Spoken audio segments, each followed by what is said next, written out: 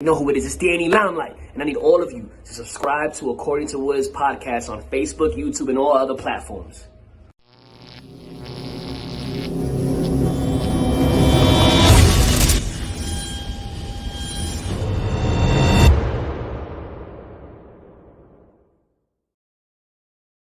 What's good, party people? This is According to Woods, and I have the honor and privilege of talking to the Scottish Wildcat. He's the one and only Tyler Mckenzie. Tyler, what's going on? Good. Again, like I've told you before, bit of a busy week, but luckily I've got the later section off now. Dude, I was so excited when you're like, yeah, I've got some time today. Let's go ahead and kick this. I'm like, dude, this is amazing because, like, seeing the garb, it harkens back to not just like Tiger Mask, the great Tiger Mask, but there's a bit of like Kendo Nagasaki in there. There's a bit of the great and underlooked talents of Black Tiger, when Eddie Guerrero. So I just love it, man. I generally forget sometimes that Eddie wore a mask at some point.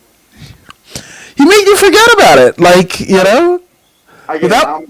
I'm very different from a lot of people when it comes to wrestling wise, because I don't know what the best thing to say is I'm very more modern wise with a lot of like wrestling stuff, so a lot of older stuff might go over my head.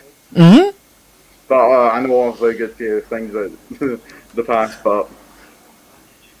No, but that's good. Yeah, and that's the cool thing, right? I dabble in the pro wrestling and MMA, and it's funny because there's legit world champions that don't know anything beyond like their kind of like introduction to if they caught into like the Attitude Era, they know the Attitude Era and almost like nothing else. So and what a great time to kind of jump into it, or even like the Ruthless Aggression Era, post WCW and all that jazz, or even like WCW.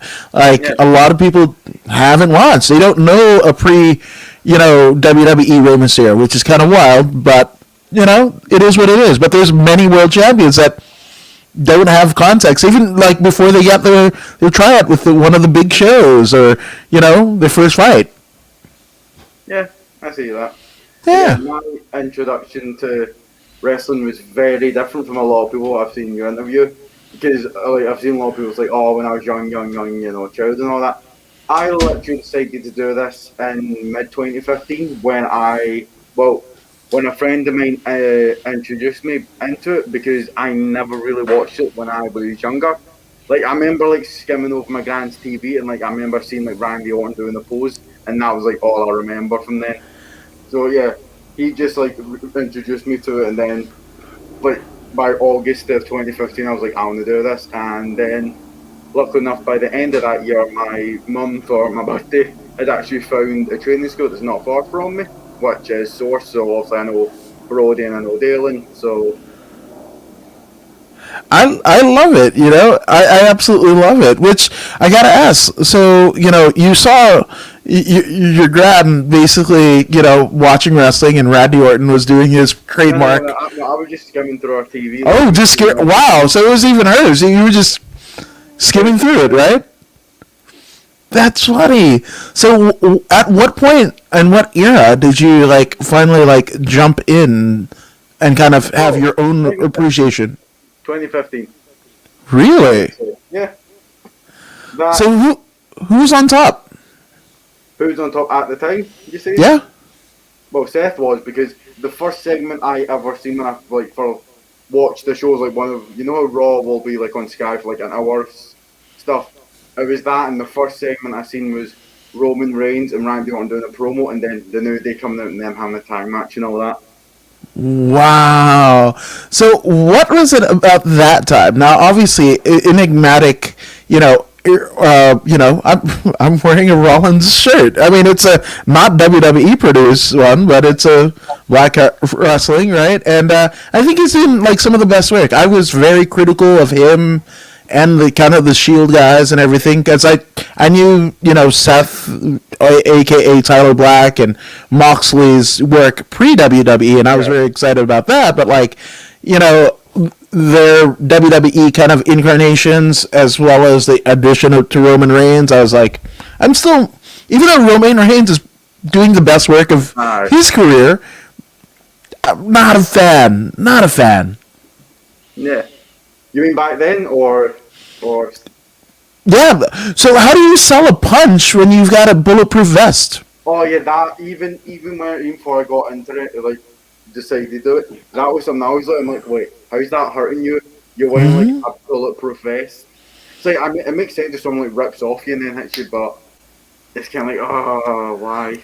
Yeah. Oh, even today's presentation, and I like, being somebody who's a Melanesian, Polynesian descent. Like, I get it. Like, head of the table, whatever. I still refer to, my mom's oldest brother's son. Like, he theoretically is the head of our family, right? Regardless, because, our grandfather's passed away, his dad's passed away, so he is the one, right? So I get the storyline. But if you're going to go, like, tribal chief, why are you still wearing your SWAT pants, dude? Yeah. And boots. Yeah, you said this with Dale, and I agree with it. Like, don't get me wrong. Like Aaron said, like because when they first introduced that storyline with Joe, so I was like, that's actually a really fun idea because it's like you'd heard and seen all the stuff about his family. And it was. I understood like after Hell in a Cell keeping them for a while, but I do see maybe it's like time to change them, or even if it's like you're just getting something that like shows your family history or something on the trunk, on the trousers. But yeah, like. Plain like just still the same like cargo pants is a bit. Oh yeah. And especially when you add the Usos, because again, Uso is Samoan for cousin, but they're brothers, but they're sons of Rikishi. Whoa! And then right before this kind of storyline with Reigns, it was like Uso Penitentiary. Okay, he's a SWAT guy. What are we doing? Like.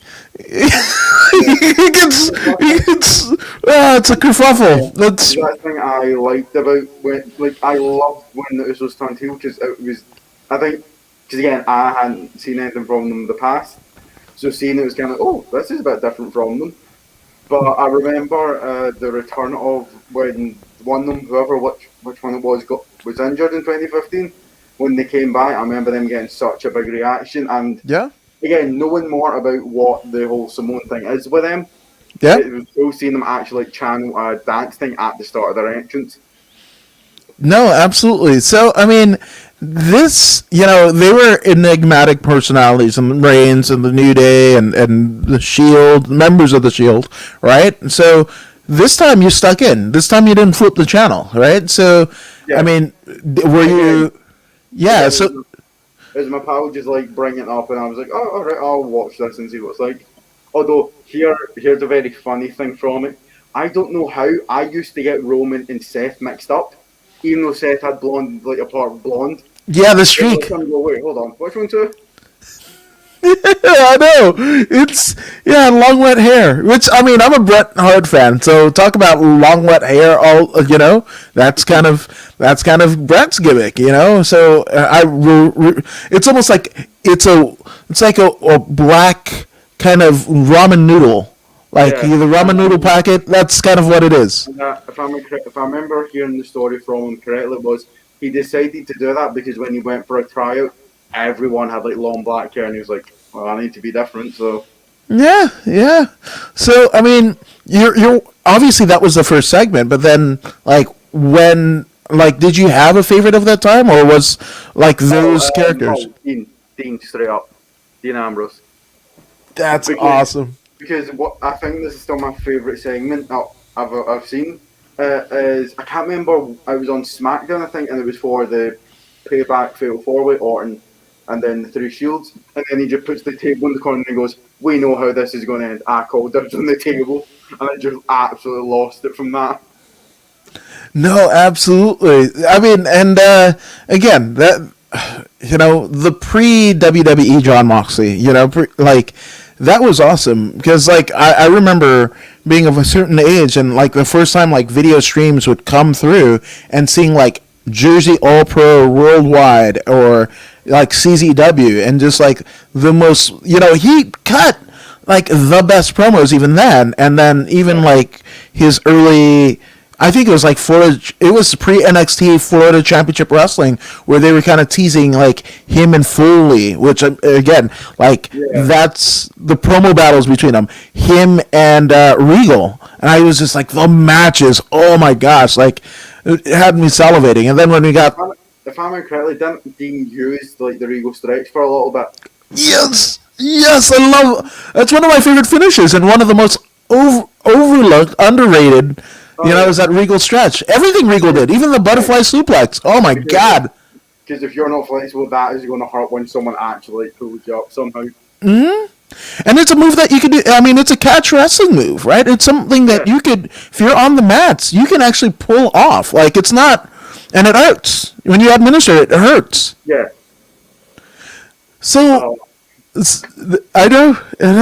So so you're watching, right? And then at what point in your kind of appreciation, your newfound appreciation for the art of pro wrestling, do you go, hey, I want to train? Or do you discover Source and then like, hey, that might be a cool idea? Oh no, I discovered Source at the end of the year after I decided. I think it would probably be near SummerSlam. I kind of realized, this is something I'd like to do. Or probably just after Undertaker came back and attacked Lesnar at Battleground. So again, just from that, then discovering Source, and then from there, it's led up to this. Now that's, I mean, how close or what was the proximity? Like, how many hours away was Source? And it's like 10, 15 minutes drive, maybe. Oh, that's perfect then. Yeah.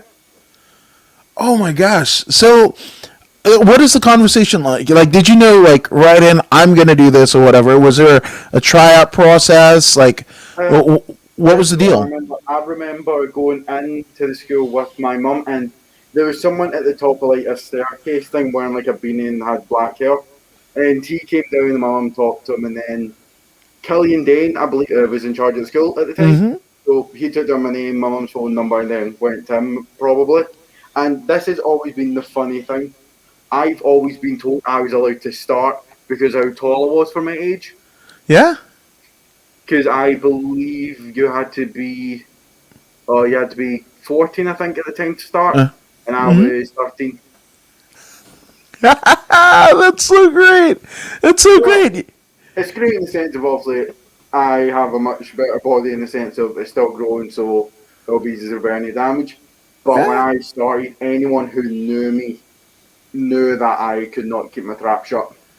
Like, I was in ass pretty much for the first year until I was kind of sensed what am I doing?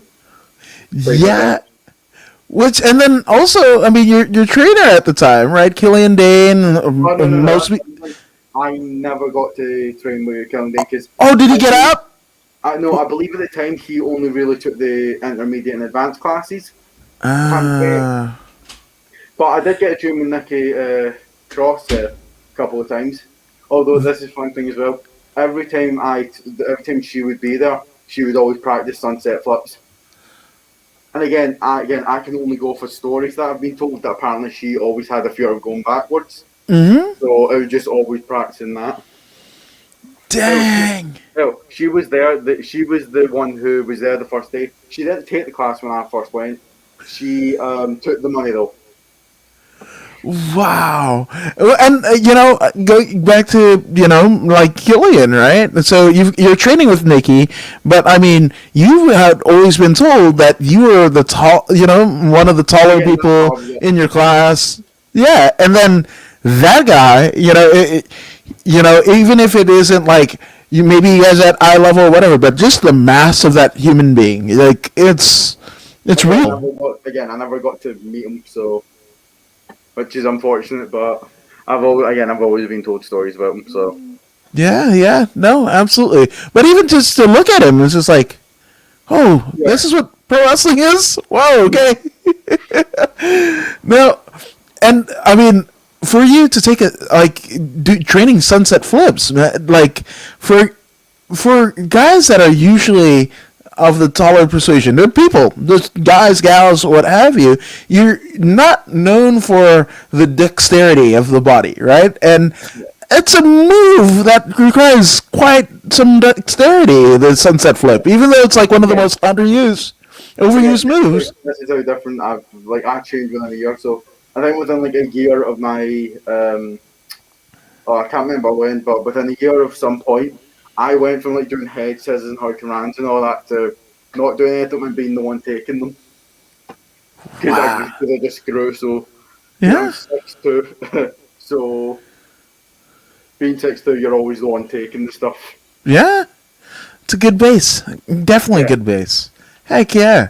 So, I mean, as you're going through your training, I mean, what was like the first bump like? Like, everybody talks about the bump card in pro wrestling. What was that first bump like? Well, I'll say this. After that first day, I think for like a week, it felt like my legs were jelly. I could, like, people, like, when you see me, you look like I was one normal, but inside it just felt like everything was just moving around all over the place. First bump, again, was with a mat, so, again, I think everyone goes through it where you have that habit of reaching down. But also, just after a couple of times, got the thing down and then just went from there. Wow. So how long were you training at Source? I've been training since January 2016. Wow. And then at what point does this incarnation of the Scottish Wildcat, like when does that start to manifest? Oh, that was the head trainer at the time's idea. I can't remember what it was. He said to me something like, I have like the necessary things and all that, but I just don't seem to have that outage wise, like a crowd. So he came up with the idea, have you ever thought of wearing a mask? And I also went no, but after a while I kind of like decided with it. So then it was like he helped design this mask, and then I went to someone else to do the gear. Unfortunately, the gear and the mask colour, like the white, is not the same because it was an extra like good few pounds to get. Because I would have to get a double letter white on them because of like see through, so I just got like silver. That's great. That's so great. And here's another fun thing. So I came up with the name Giovanni. I was at a friend's house. That's where the Mckenzie part comes from because their last name was Mckenzie, and I was like, there you go. And that was it. That's great. Oh my gosh. Now, I mean, there's been a litany of other feline-esque, incarnations. We were kind of talking off air. The late great Eddie Guerrero was Black Cat. There was Tiger Mask, famously, and we're on the fourth incarnation of Tiger Mask. There's gosh, I want to say with King Puma, right? There's King Puma thereabout. So when you get approached by your head trainer, you're like, hey, we want you to be a cat. Now, did that go over well, or? No. He didn't. It wasn't the original thing. He was just like, you ever thought of wearing a mask? And I can't remember how I can't remember how like this part came. The cat part came around. It just kind of happened, and because again, I would much rather have something that was like something there rather than just like a plain mask. Wow. Now, I mean, in your kind of like away from wrestling life, did you have a strong affinity to cats, or? When I was younger, I like loved cats, but we could never get one because my sister was allergic. Ah. But our friend who's how I came with the Mckenzie part, they had a cat, and she was lovely. She wanted to bite my hand because she laid down on it, so. Oh, sibling love. Oh, that's so great. Right? But, I mean, what was your sister's reaction after her being allergic to cats? There's probably some trauma. Oh, she doesn't know. She doesn't know? She isn't interested. Ah! Well, guess what? We're going to show your sister this. There you go. This is great. Now, I mean, obviously, training in pro wrestling, it's an arduous deal. So, what was your debut match? Like, how long after training? I originally, before the mask thing came around, I debuted if I remember correctly, specifically July 23rd of 2017. If I'm correct in that part, but it was definitely in July that I debuted. And And then, and what then was it like? it was again like a lot of things nerve wracking, but at the same time, it was a tag match, so I didn't have to worry about everything. And I really enjoyed that tag match. And I mean, that's kind of a good way to kind of introduce. Did you have like a veteran as your tag team partner, Oh or no. I had someone else with me who I think they joined Source in October of 2015, I think, if I'm correct. But yeah, I was with him, and then it was against two people I think who'd been training for about 4+ years at that point. But yeah, it went really, really well. There's only like one mistake I think, which was, if I'm correct, it was I have someone in the head. They're supposed to send me off, tagging the partner, drop to hold elbow, but he was like so he was like here, and the guy was here. That I need to. So this is the tag partner. So he's on the other side of the post. right? So it's like he goes to try to grab him, don't see I kind of holding the rope and just go over and club him, and then he eventually just get that part done, and the rest was good. Hey, I mean, for a first match, it's not bad. Like, there've been some horror stories that have happened amongst the years for people who, basically engage in the sweet sport of pro wrestling. So, I mean, I think you did pretty dang well, And how was it received, amongst the crowd? I'm just getting backstage and going, oh, like just letting all like I was like, oh Jesus. But yeah, everyone was good about it.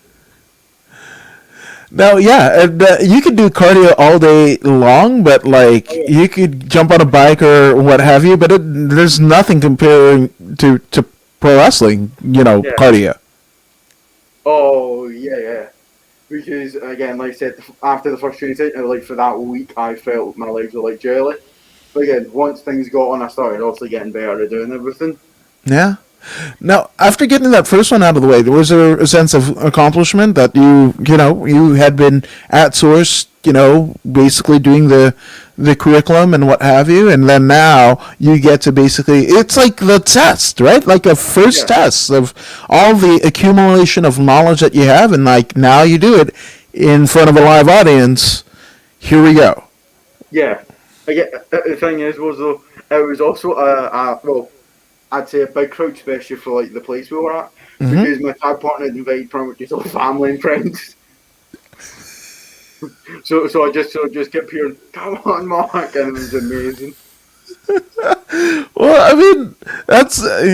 I mean, if not for family events, I mean, I don't think anybody. That's part of the patronage, right? Is like having the family, to come down and Yeah. and patron and Yeah, that's. I had my mum, dad, and brother there, and being my brother, decided just to laugh like the entire time, especially when I got rammed into a wall. That was What? yeah. What? Did you chop him? No, Oh, come on! And we're like, well, I'm the wrestler. That would be the first thing that I would do. Is just like, oh, you want to talk smack? Cool, bro. And just like Ric Flair style. This is it was a face versus face time match, couldn't you're a lot kinder than I. I'm just saying. um, if I remember after that, oh, I need to remember this stuff. I believe my second match was actually the main event of one of the shows, which was cool. And which was another time match, which we lost again. Lost debut and lost that time match. But then I believe for a company called SWA here in Scotland, me and a bunch of others were just like filler for the like, Rumble, which was cool. Yeah. Annoying thing was the announcer, who does like a lot of announcing for like shows all over Scotland. We just having like one of those days where like he was just taking the mick in a sense.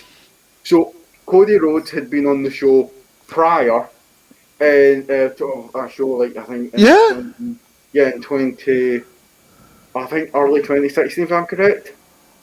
And then I happened to go under the name Cody in the Rumble.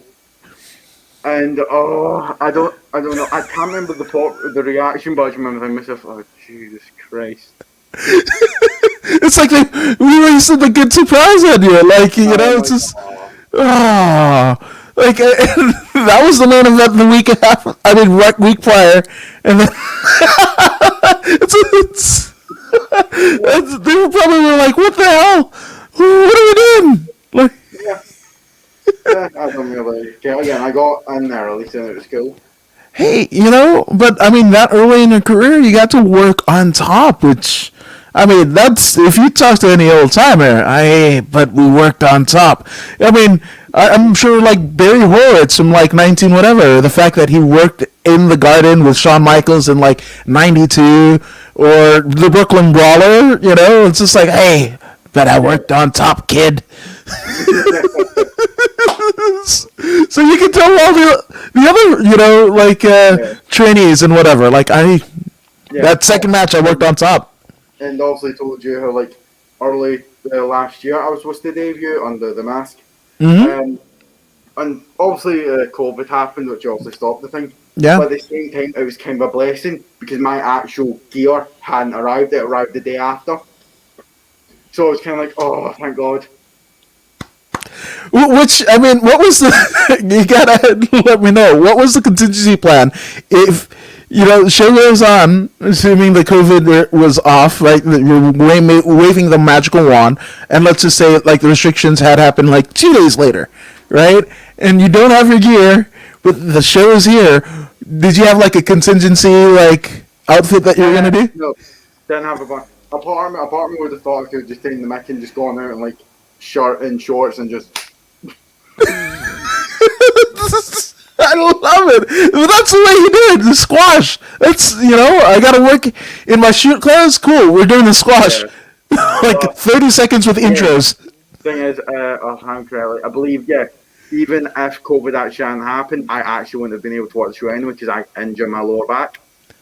Wow. So I believe I missed 2 or 3 shows before COVID happened because of that. But that allowed some new trainees to debut, which was nice to see. Yeah. Well, you know, and they say that distance, you know, makes the heart grow fonder, right? And, you know, a lot of times, I think Jim Ross says it best, right? Is, you know, sometimes you got to go away, right? And sometimes you got to learn a new hold, right? And then come back kind of refreshed and what have you. And especially having a new incarnation of yourself. And, you know, people that maybe had seen your previous incarnations may not even know it's you, right? And you're there, right? You know, it's almost like you know, you're Marty Lund one day, and then you get paired. I was going to do the whole like gimmick. Mask goes on before I like get near the building. Doesn't come off till we leave. Like that. I'm not kidding. That's generally what I think I'm going to do, just because. Oh my God. I love it. I so love it. That's amazing. Now, in terms of, you know, kind of fleshing out this character, right? Like, was there any, like, in terms of your approach, because obviously you had a previous incarnation that wrestled a certain style, right? And you may not have been able to do that with this gimmick, right? So was there any kind of sources of inspiration that you were looking at in terms of moveset or style-wise? Were you going like Japanese Purosu? Were you doing lucha? Like, what was the genesis of like the moveset? Thing is, I'm a big fan of like the technical stuff, so I like doing a lot of that. But also, you know, big guy, you know, what do you expect to happen? Mm-hmm. So. I looked at a lot of like big men, you know, like Nash. I'd like to say Hogan, but in a sense, but obviously, you know how he kind of worked. He was always that. Yeah. Like, you see his matches in Japan compared to like WWE. It's like you could have done so much. Yeah.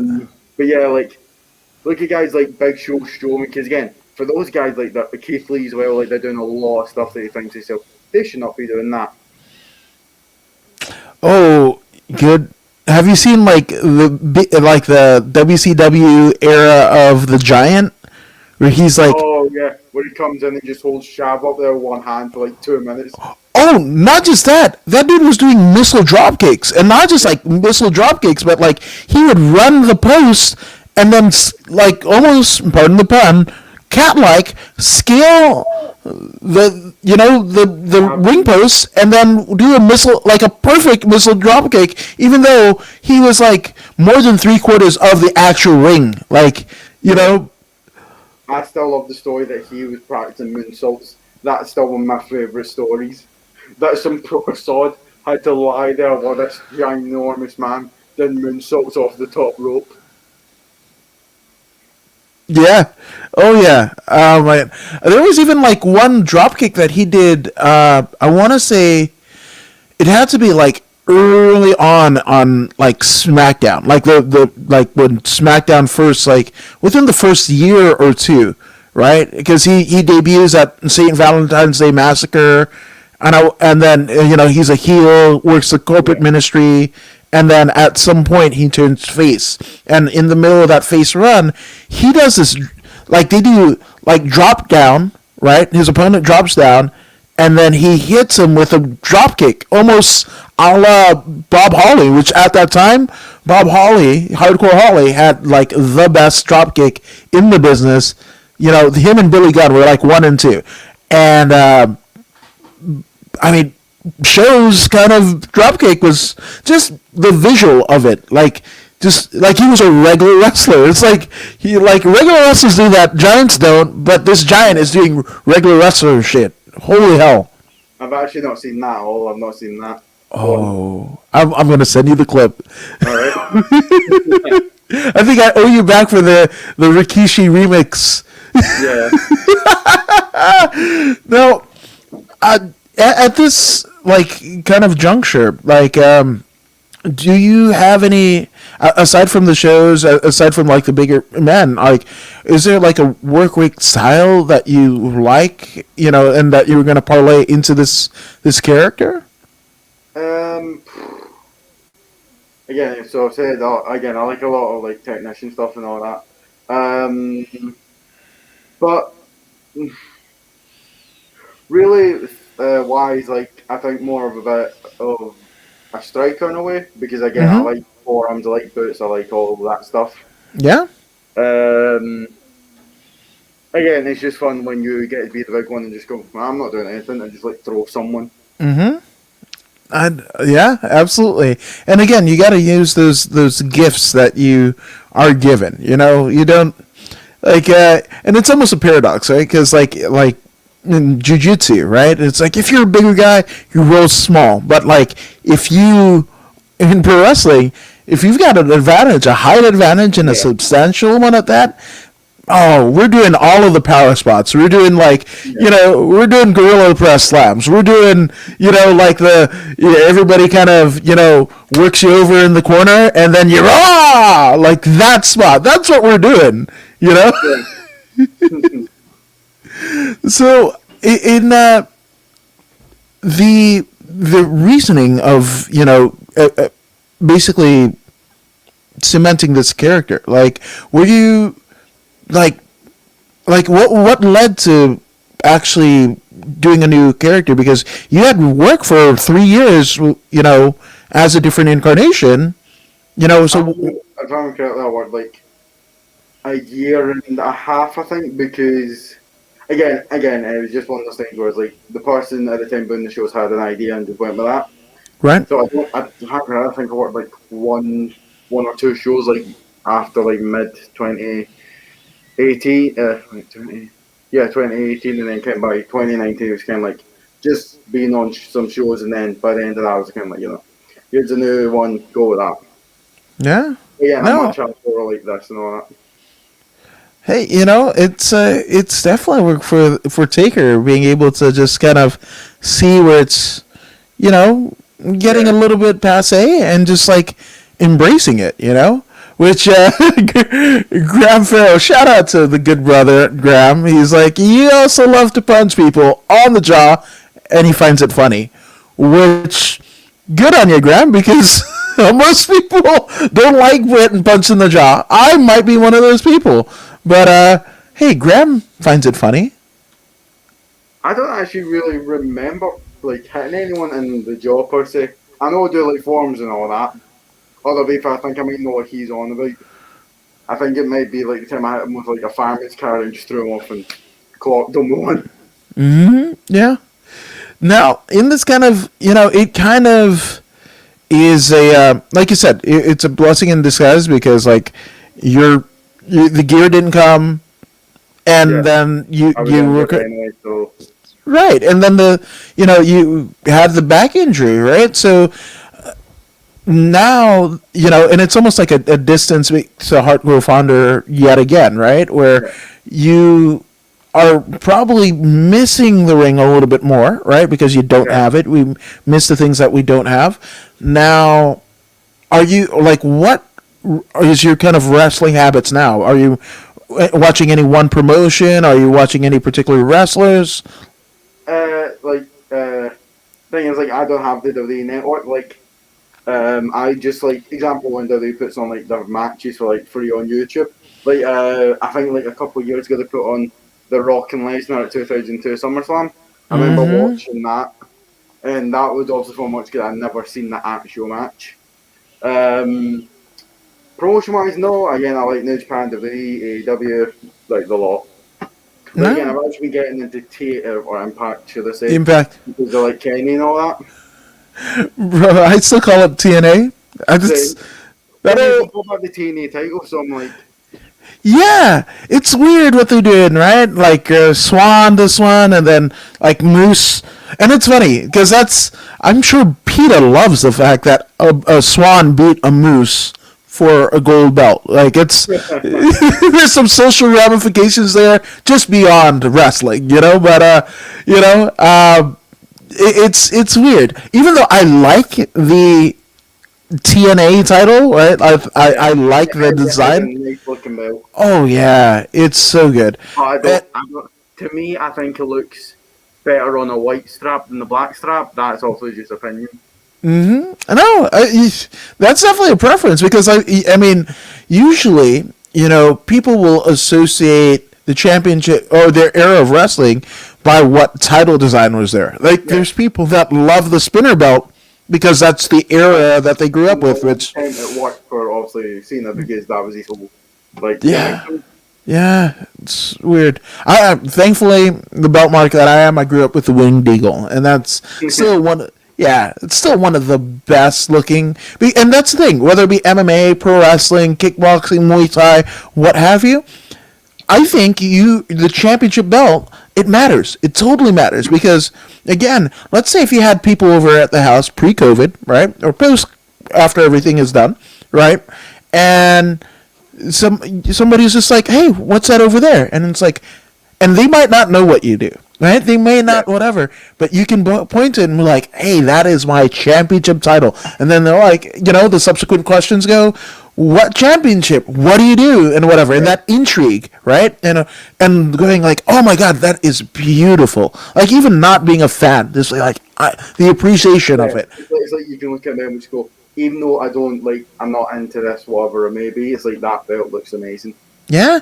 No, absolutely, and I think we got away from that because we've got like, I don't know, tag title belts that look like pennies and quarters here in the States, and I think my preference on them is they look better as the SmackDown ones. The blue and the silver just mixes nicely compared to the red and the silver.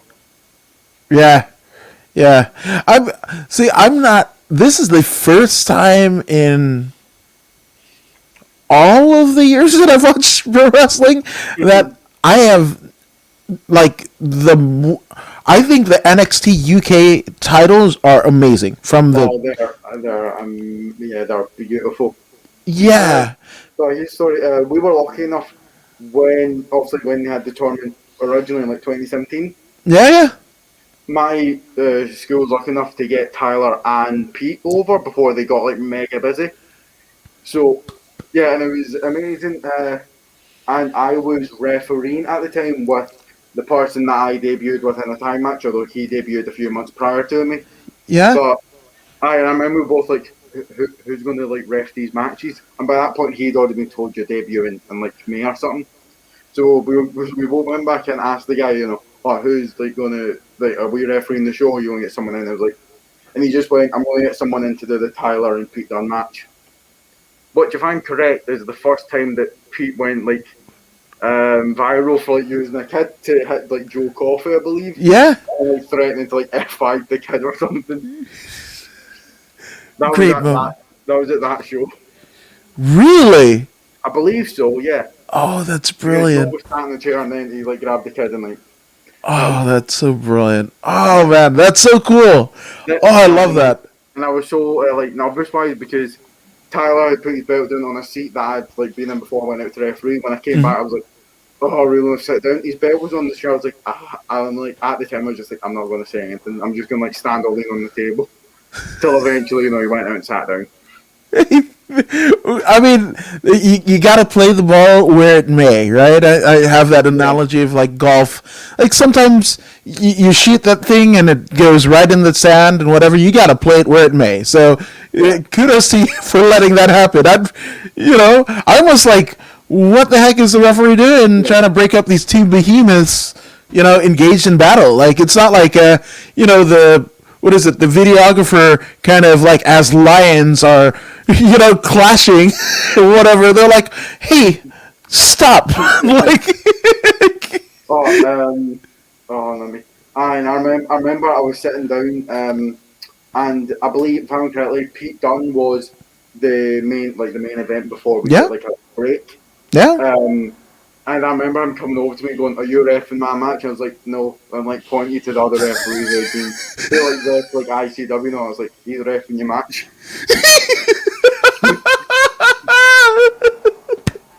Well played. That was great. Yes. Now, speaking of memories, again, good brother Graham Farrell says, "Hey, myself and Tyler had a practice match, and I was supposed to do a slow tree fall after a meaty forearm, but he swung a meaty punch. Oh, you probably...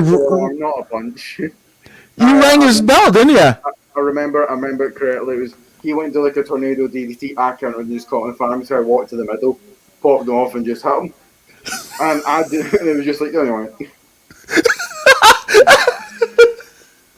Again, it was a fun match. It was a funny match, or like prize match, because again, he is much like smaller and like skinnier than me. Yeah. It was just like fun, just being able to like do everything to him, and he can't do anything about it, pretty much. It must have been like a fly getting swatted out of the... Which, like, when Cesaro hits that, like, he throws people up in the air and does the uppercut and whatever. Oh, yeah, but like, oh... I only think John Cena takes that the best. Like, just seeing him flail in mid-air and then just come down and eat it.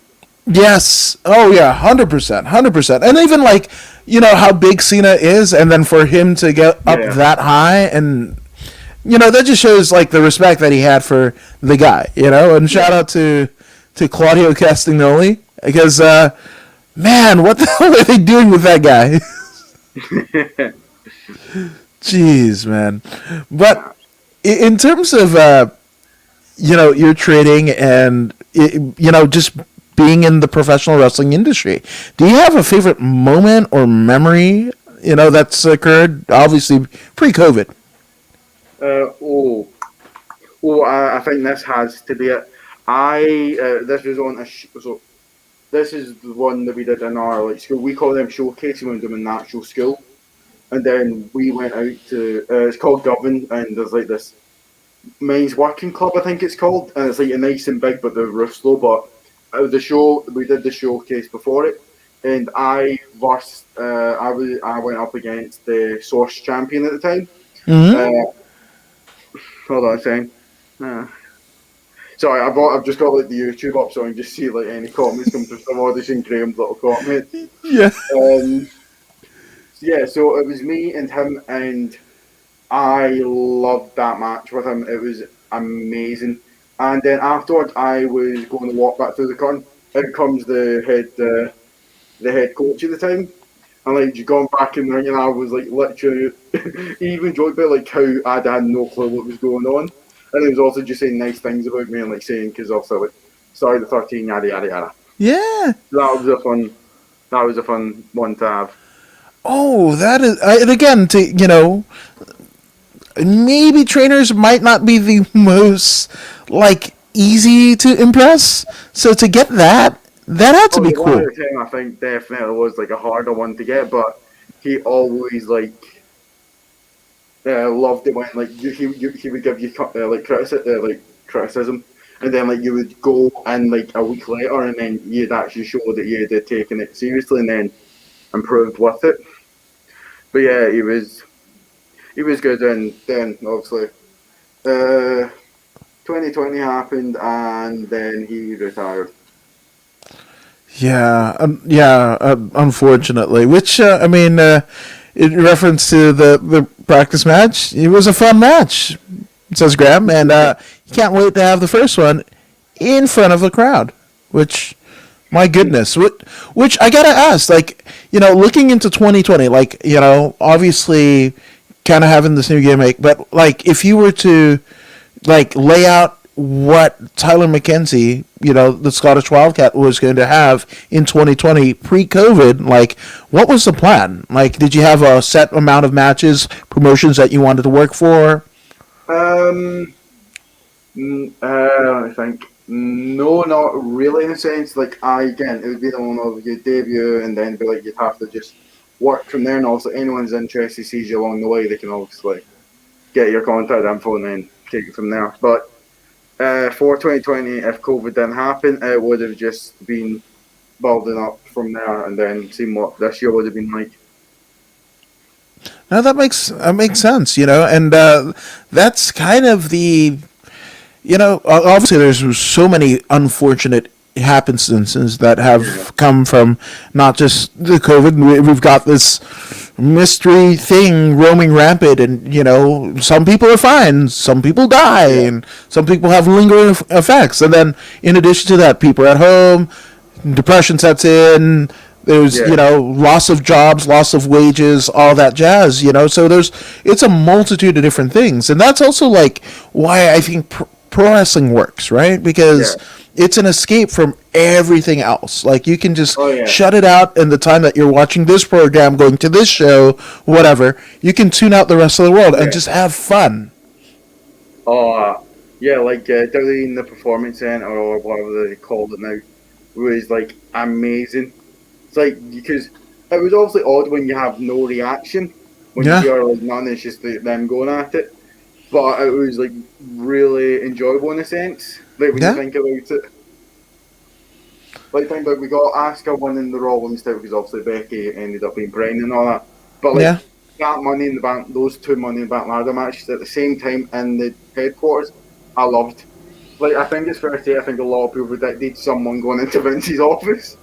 Yeah, that was cool. Rey Mysterio getting flung off of the damn Titan Towers. That wasn't fun to me.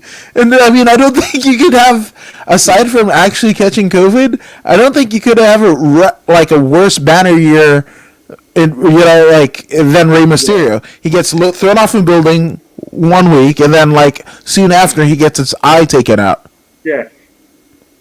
Like, I think myself Clue's kind of like, that was kind of a bad ending to that. Like, they could have done so much. Oh yeah, and it's funny because we were talking about Big Show earlier, Paul White of AEW, right? Well, there was a WCW pay-per-view, and I can't remember the name, but it was definitely at the Joe Louis Arena in Detroit, and they started off the pay-per-view with Hulk Hogan throwing the Giant off of the arena. That Monster Truck Mayhem match, and then he comes out like a couple hours later. Yeah, and main events. Like the Mummy. And it was kind of like, don't get me wrong, it was, again, like the pop he got when he came out, but it was like, you just got this guy coming out like bandages, kind of like, Yeah, and again, we're not WCW. We're not going to mimic the things that, I mean, they literally put out DVDs and specials about, the death of WCW, and do the exact same shit. Good job. Yeah. So also, again, this is just opinion stuff. It's also like, you never want to give crap to the people who did this stuff, because again, at the time, it just seemed like something that would work. So I'm just having to put this thing on charge. No worries. No, I mean, one of the best parables that I'd ever heard in life is it was actually uttered by Jerry Lawler's commentary on one of the WWE games, and it was make your words soft and sweet, just in case you have to eat them later. And oh yeah, I believe that was a shut your pain in, like here comes, shut your mouth and here comes the pain. I think. yeah, that I want to say that's it. I want to say that's it. Yeah. Our good friend DJ Yannick's on Twitch, also in the UK. He's just waves, emojis, waves. What's up, DJ Yannick's?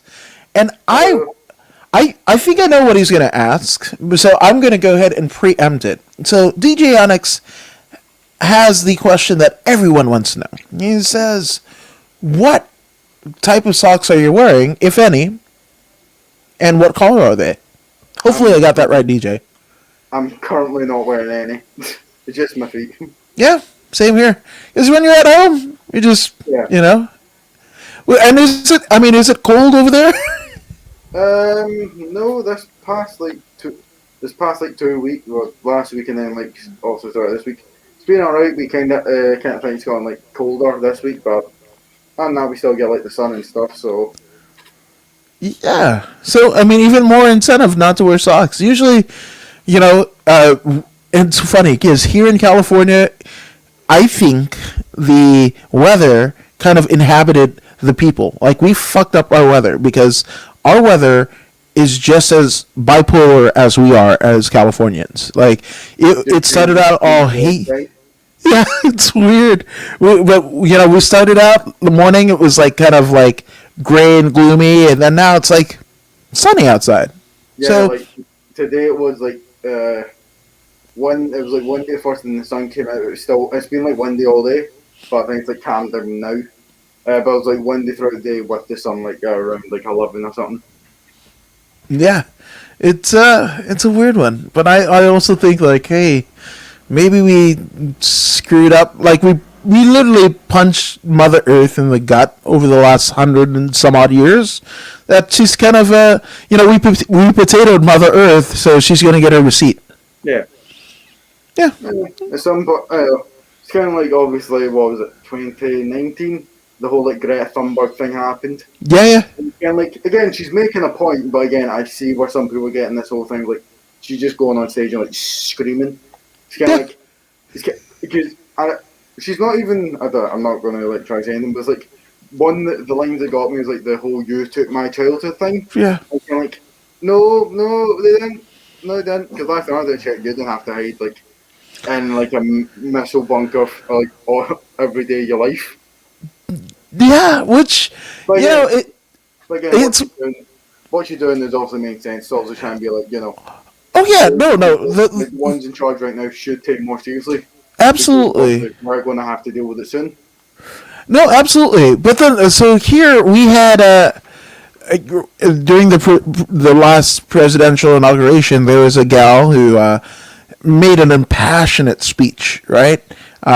Which is amazing, right? And person of you know, African descent, right, living here, but you could almost see where, like, I don't know, like the Hollywood hit her, and it's just like now she feels like she has to say something prolific every time you see her on screen. Which kudos to her, because I'm way less intellectual. But Again, when you end up being gutsy enough to say something, especially like you said, she's had this at the inauguration, which is also I'm assuming was watched by like the majority of America. And you know, I'd assume a lot of people heard it and a lot of people went, that makes sense. And then also there's going to be just like, I don't know. Again, I don't know what she said because I didn't. Again, I just seen it on Twitter. I was like, oh, inauguration. I was like, all right. yeah. Which DJ Onyx. Oh man, this guy. He loves that I asked the sock question, but he also wants to know, Tyler, what are your thoughts on the recent findings of Hawking radiation, and how do you think it will affect the way we look at professional wrestling and contact sports going forward? I didn't even know what Hawkins radiation is, so I have no clue. So So, just to give you a little bit of context, the Hawking radiation is a black body radiation that is predicted by the release of black holes due to the quantum effects near the bottom of the black hole horizon, which I think that might be the name of a like the black hole horizon that almost reminds me of like vertical horizon. I want to say that's like a alt rock band name. That should be. If it isn't, it should be.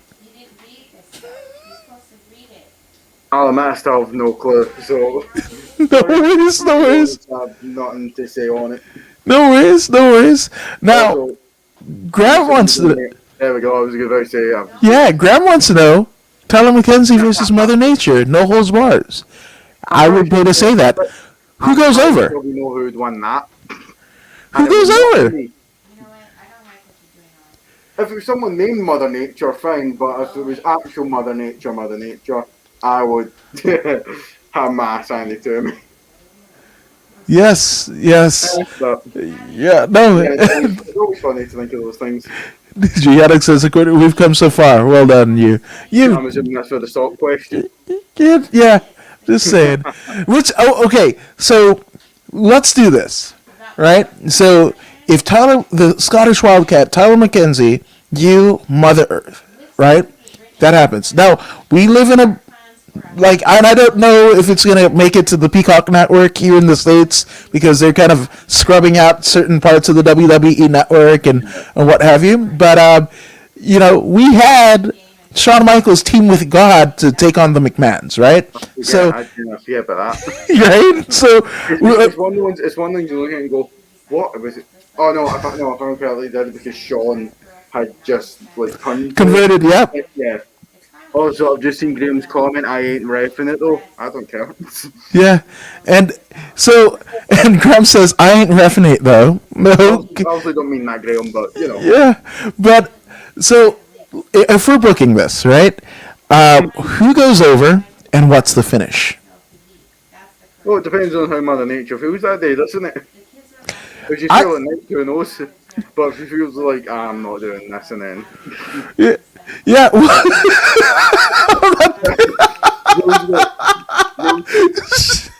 Mother Nature pulls an Andre the Giant and it's like, I'm not doing that, boss.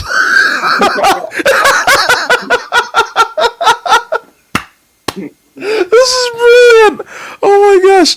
I mean, I want to say that she'll probably be cornered by either one of the threes, right? Like either hurricane,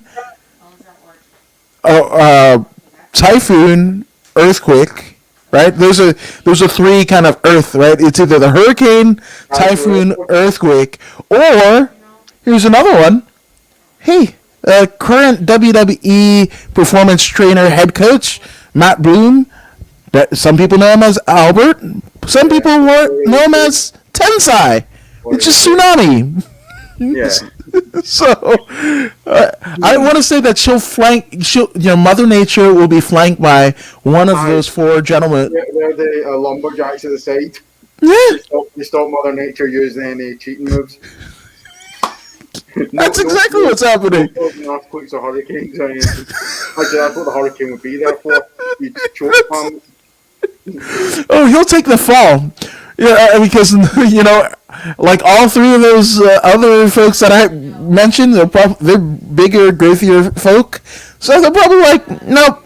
You kind of inhabit the soul of Honky Tonk Man. Yeah. I'm not taking a bump. Not tonight. No.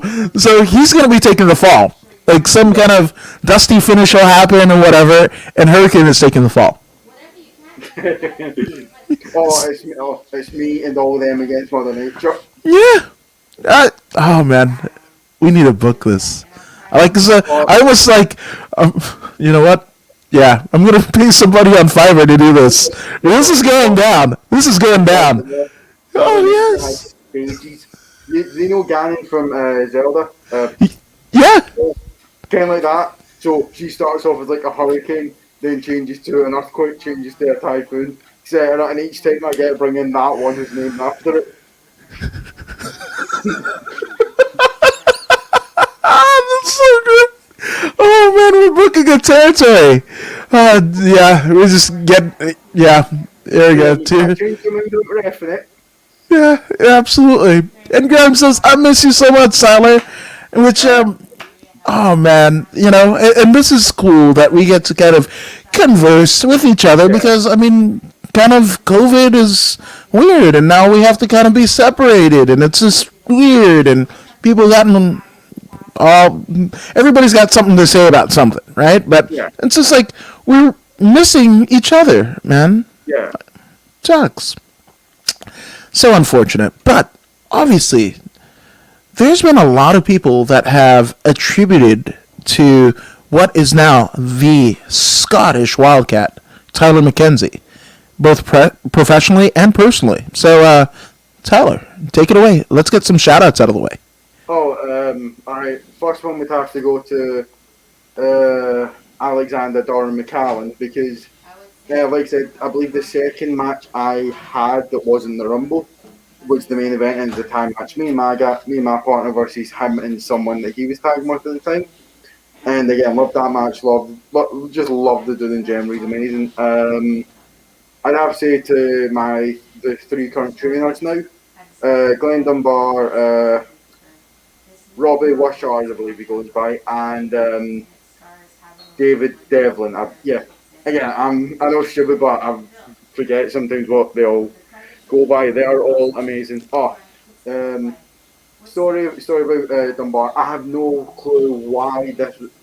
Just again, at the time I was 13, I was like an ass, and pretty much, I was like as a teenager, you hate being like talked to in a sense. So, and it was like, I don't know why, because I think everyone, he was the one who can go, stop that, etc., etc. So for a little bit, I had a disdain for him, but I also look back and I'm like, why did I have that? He's a lovely guy, and again, like I said, I believe Brody said he's kind of like, people call him like the dad of the school or something, which is obviously amazing. Robbie Wishart, again, he was someone who did not take my attitude at the time. He was like the one who's like, he's smaller than me, but he terrifies the hell out of me when he wants to be. Because again, if he's taking the class, he can like just kill you if he wants to. Who else?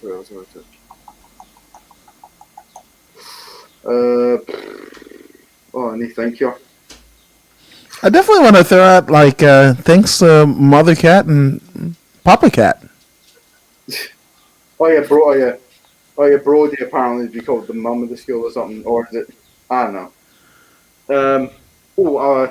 Sammy Joe, I'll say, again, I think Brody told the story about her. How she's kind of like retiring but still like thingy. I think of everyone, she was the first one kind of tell me to shut up, very much. Because again, at the time, I just couldn't keep my gob shut. And again, anyone who knew me at the time would know I was an ass. I was like a dick, pretty much, at the time. But luckily enough, that was obviously like, that, I kind of like, I need to stop eating that and all that. Mikey Whiplash, who's now retired, because he was the one taking over from Kelly, Dane, and Nicky when I kind of joined. Yeah. And again, he was amazing to me and all that. And hell, this is how much he even like kind of cared about me. I'm autistic, so obviously, like kind of talking to me, I don't have the big level of autism that you see in some people.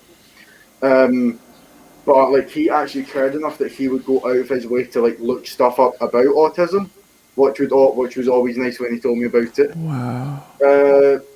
I'm sure there's many others I could say, but none are coming to mind right now. Wow, that's amazing. And especially that kind of predicament that you can find yourself in. We got a son who's autistic, and it's it can be a rough one, So somebody just being able to kind of look beyond that and see the person that is inside rather than, just the disability. I think really I've only ever had one bad experience with like a teacher because of autism and all that, and that was like my fourth I know in America it's different. You have like elementary, middle, then high school. Um, but in my fourth year of high school, which is when we start doing like exams or Right. whatever they're called in America. Um, again, I don't. Again, I'm sure this person's nice personally outside the school, but also when she's in teaching mode and all that. Yeah. She took our math class and it was you had to go up like during lunch or whatever, unless you had a good excuse for not being there, which was something I hated. But I remember going up to her asking for help on a certain question. I can't remember what the question was, but pretty much in front of everyone that was there, she pulled out papers from like second or third years on like that specific like question style, and was like, "Oh, here's a test of like they've got like 100% and all that on it." Does it get unbearably hot under that mask during a match? Again, I've not rested in this mask yet, so but I'd assume yes. Shout out I'd, to Paul Perez of the main event with Paul Perez. I'd assume yes. Yeah. But yeah, Jordan, yeah, she pulled out like tests of like, oh, here's like younger years from me. It's like here's 100% on this, but it's like obviously they focus on it specifically because again we get 3 years before like going into fourth year for exams. So yeah, she did that. I went and sat back down, and I'm not really an emotional person in a sense, Right. but when I do get emotional, it is kind of like big. Yeah. So I remember like tearing up. My brother told me go down to like we call it pastoral care, but maybe not in Scotland. But yeah, so I went down to pastoral care. I don't know what you would call it. They're like we had 4 houses in our school. Okay. Yeah. Split into different houses, and Right. there were all the teachers who were the head of those. So I went down there, and like when I got down there, I kind of just like lost it and started greeting pretty much. And it was obviously in because again I don't know if she knows autistic or anything, but George should have done it a lot better. So my mum, I phoned my mum. She came up to school. My mum was raging with Yeah. the school. Yeah, because she was even threatening to sue them. I think because our uncle is a solicitor, so I Right. think a fancy lawyer. I have no clue. Um, so yeah, she was threatening. I think she was like threatening to sue the school because to her they hadn't trained that teacher specifically how to deal with like an autistic student and all that. Right. So that was like a big moment. And then, luckily enough, I didn't have her for much longer after that because then we went on exam leave and then did our exams, and then Right. that was all history. Yeah, but that was like the only bad experience I've ever had with like a teacher and like autism and all that. So that's like the only thing. An interesting story is my mum told me that me and my brother we never spoke like words like separate words. When we started speaking, which I think she said we were like 4, we were speaking like full sentences, which is Wow. all. Which, I mean, and that's the deal. The spectrum, right? The autism Yeah, spectrum, where it's kind of crazy. So I've got obviously we know what a savant is, right? And somebody that is so great, at one particular thing, and that thing is usually respected by the world. They're a musician, they're an artist, and what have you, right? They're a savant. But on the other side the polar opposite is, Asperger's, right? And that's what my son has. yeah, Even my grandson was diagnosed not too long ago with autism, right? And it's just like you're the best of the world of something that might not be appreciated. Like I yeah, collect video game cartridges, or here's a bunch of like rubber bands and a ball and whatever, and it's not appreciated, but like that person, it means the world. And just like the yeah, art means the world to the savant, and it's both autism, yeah, polar ends of the spectrum, but that's where the spectrum is. yeah. And again, I'm on like the lower side of it, but it's still obviously there. And again, I've never actually really spoken about it in a sense, but I know one thing because someone in my year who's a girl Yeah. who in our last year of high school was only then diagnosed with autism. No, was it autism? No, dyslexia, I think it was. Dyslexia. Because a lot of the thing, but a lot of things are like aimed at like how do we do it with like guys? Because I know they're also, so I believe it's kind of like, because again I was diagnosed like before I could even remember, so I was very lucky in that sense. But whereas like I think like girls will sometimes like will get to like their late teenage years on and then only find out, and then also it's like, oh, it's like they should have been like helped in certain situations. Like I used to struggle a lot spelling words, like simple words like what, how, etc. Yeah. And again, I was lucky because I don't. If I wasn't diagnosed with autism, who knows how long it would have been till I was, because when I was in primary 1 or 2, or I was in like year 1 or year 2 for elementary, Right. I would go to I would go to this place. I don't know where. Again, it's across the street from me now, and I would go into this room with my mum or my dad and this woman, and it was literally just me and her using like toys and everything to keep my attention, obviously because I'm a kid, so it's very hard to do so. Right. And it would also just be her helping me spell words. And again, thanks to that, that's probably why I don't struggle really with spelling words. Wow. I'm just doing DJ Yannick's comment. Yeah. So, my eldest, who's 12, is autistic. The whole spectrum is so wide, and in reality, we're all on it. You know, we all are on our own unique way. I hate labels. You know, be you and do you, no matter who you are. Which shout out to DJ Yannick. That's a good brother there. That's amazing. Here's something as well. Like when I was younger, I still get it every now and then. It's like when I would get excited, I would like shake my hand in a way. Mm-hmm. So it'd be like you would just when I was excited, I'd just do like this. Yeah. So again, that's something kind of like also, and then like someone who doesn't know anything really about autism, and go, what? Like what's that kid doing? But again, it was just one of those things where I get excited, that happens, and that's why that's the one thing I like about the internet nowadays is also like it's so easy to go online and just go, oh, someone I know has like autism or dyslexia. Yeah. So I don't really know a lot about it. Let's search up something about it. Yeah. Which is always good. No, it's incredible. And that's with as many kind of people that like to kind of take the piss out of like social media, the internet, and the way things are, but like you can become a community. Now, the catch-22 of being a part of a larger community, there are more susceptibility to, maybe taunts or people that may not understand, but then also there's probably, hopefully, a throng of people that from four corners of the world that think that, hey, I'm the only one that's like this, and to find out via social media, via the internet, like this thing has a name, this thing is diagnosed, and I'm not the only one. There's literally people either in my town, in my country, and I thought just in this small kind of segment of the world that I was the only one that was going through this. Yeah.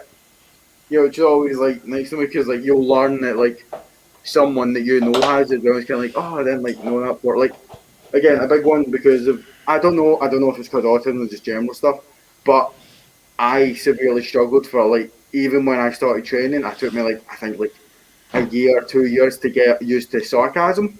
Yeah. I remember once someone posted like it was a joke. It was a joke about me, and again they never meant it. It was a joke because I'd helped someone do like a vignette of like someone debuting. Yeah. So I was like lying on the ground unconscious through like a random fence piece that they found lying around. Wow. And I remember he took the screenshot, put something up on like Facebook about it.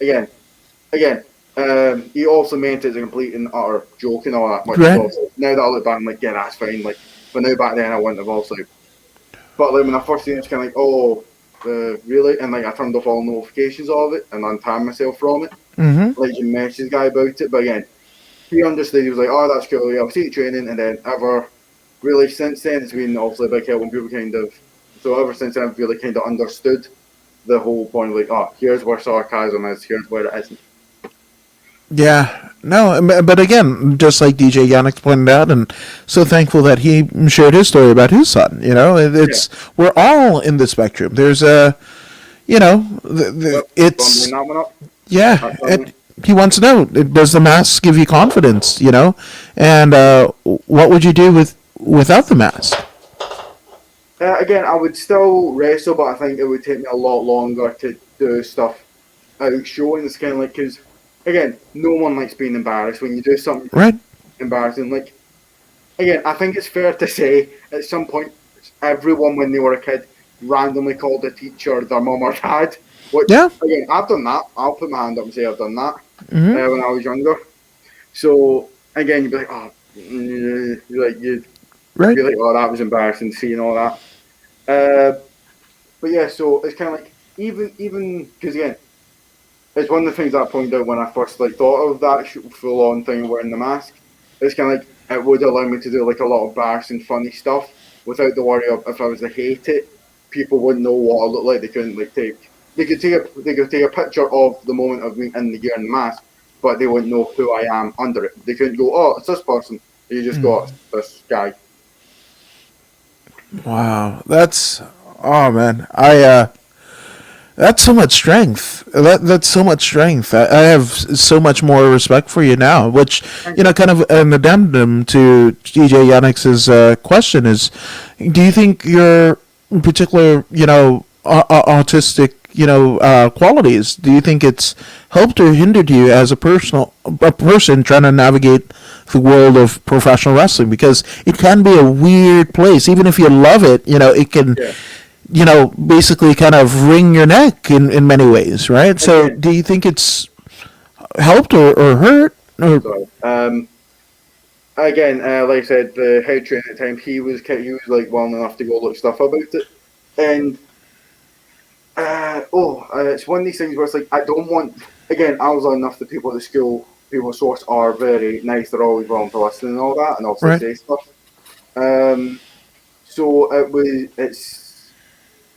it's one of the weird things to say. I feel like there I was much more protected as where if I went to other training schools, it'd be like more you're kind of on your own type of thing.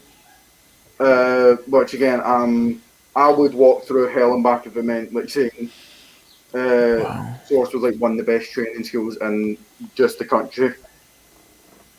Oh my gosh, everyone there is so kind and accepting and all that. I'm just so glad they found you and you found them. Yeah. That's what we all kind of want, is to be accepted. Even the folks that will want to do the antisocial and say I don't want to, even it's almost like the flat Earth deal, right? Where like I saw a post early on in the pandemic, and it was just like, hey, us flat Earthers will gather from around the world, which is a paradox, right? Flat Earth, around the world, right? Because I watched this YouTube video last week or something. Yeah. About how easy it is to debunk like flat Earth myths. Yeah. And like one is we never landed on the moon because look at this rock, it's got like a C on it, because apparently like acting they'll put that's how they'll letter stuff. And then it's like you see the original pictures, like there's nothing there, so that's also just a hair that's fallen into like the photocopying machine. And again, another one is like, they took like it's like, how's this picture of like one national, it's Neil Armstrong or whoever else he was with. It's kind of like, it's way too bright. It's way too bright to like be a picture. It's like, no, it's not. It's just like the contrast has been increased. Right, exactly. And the final one I'd say is also, how's that flag flailing in the wind? There's no wind on the moon. It's like, there's a metal rod across the top to let it hang, so at the moment anything like brushes it's going to move because there's no like resistance. Yeah. Oh, I mean, there's in terms of, and especially being here in the U.S. after the last year, well, there's some wacky stuff. But then I go onto like Vice on YouTube, and they're like, oh, there's like a Japanese religion that they like believe in a particular manga character, or there's some people in like Colorado.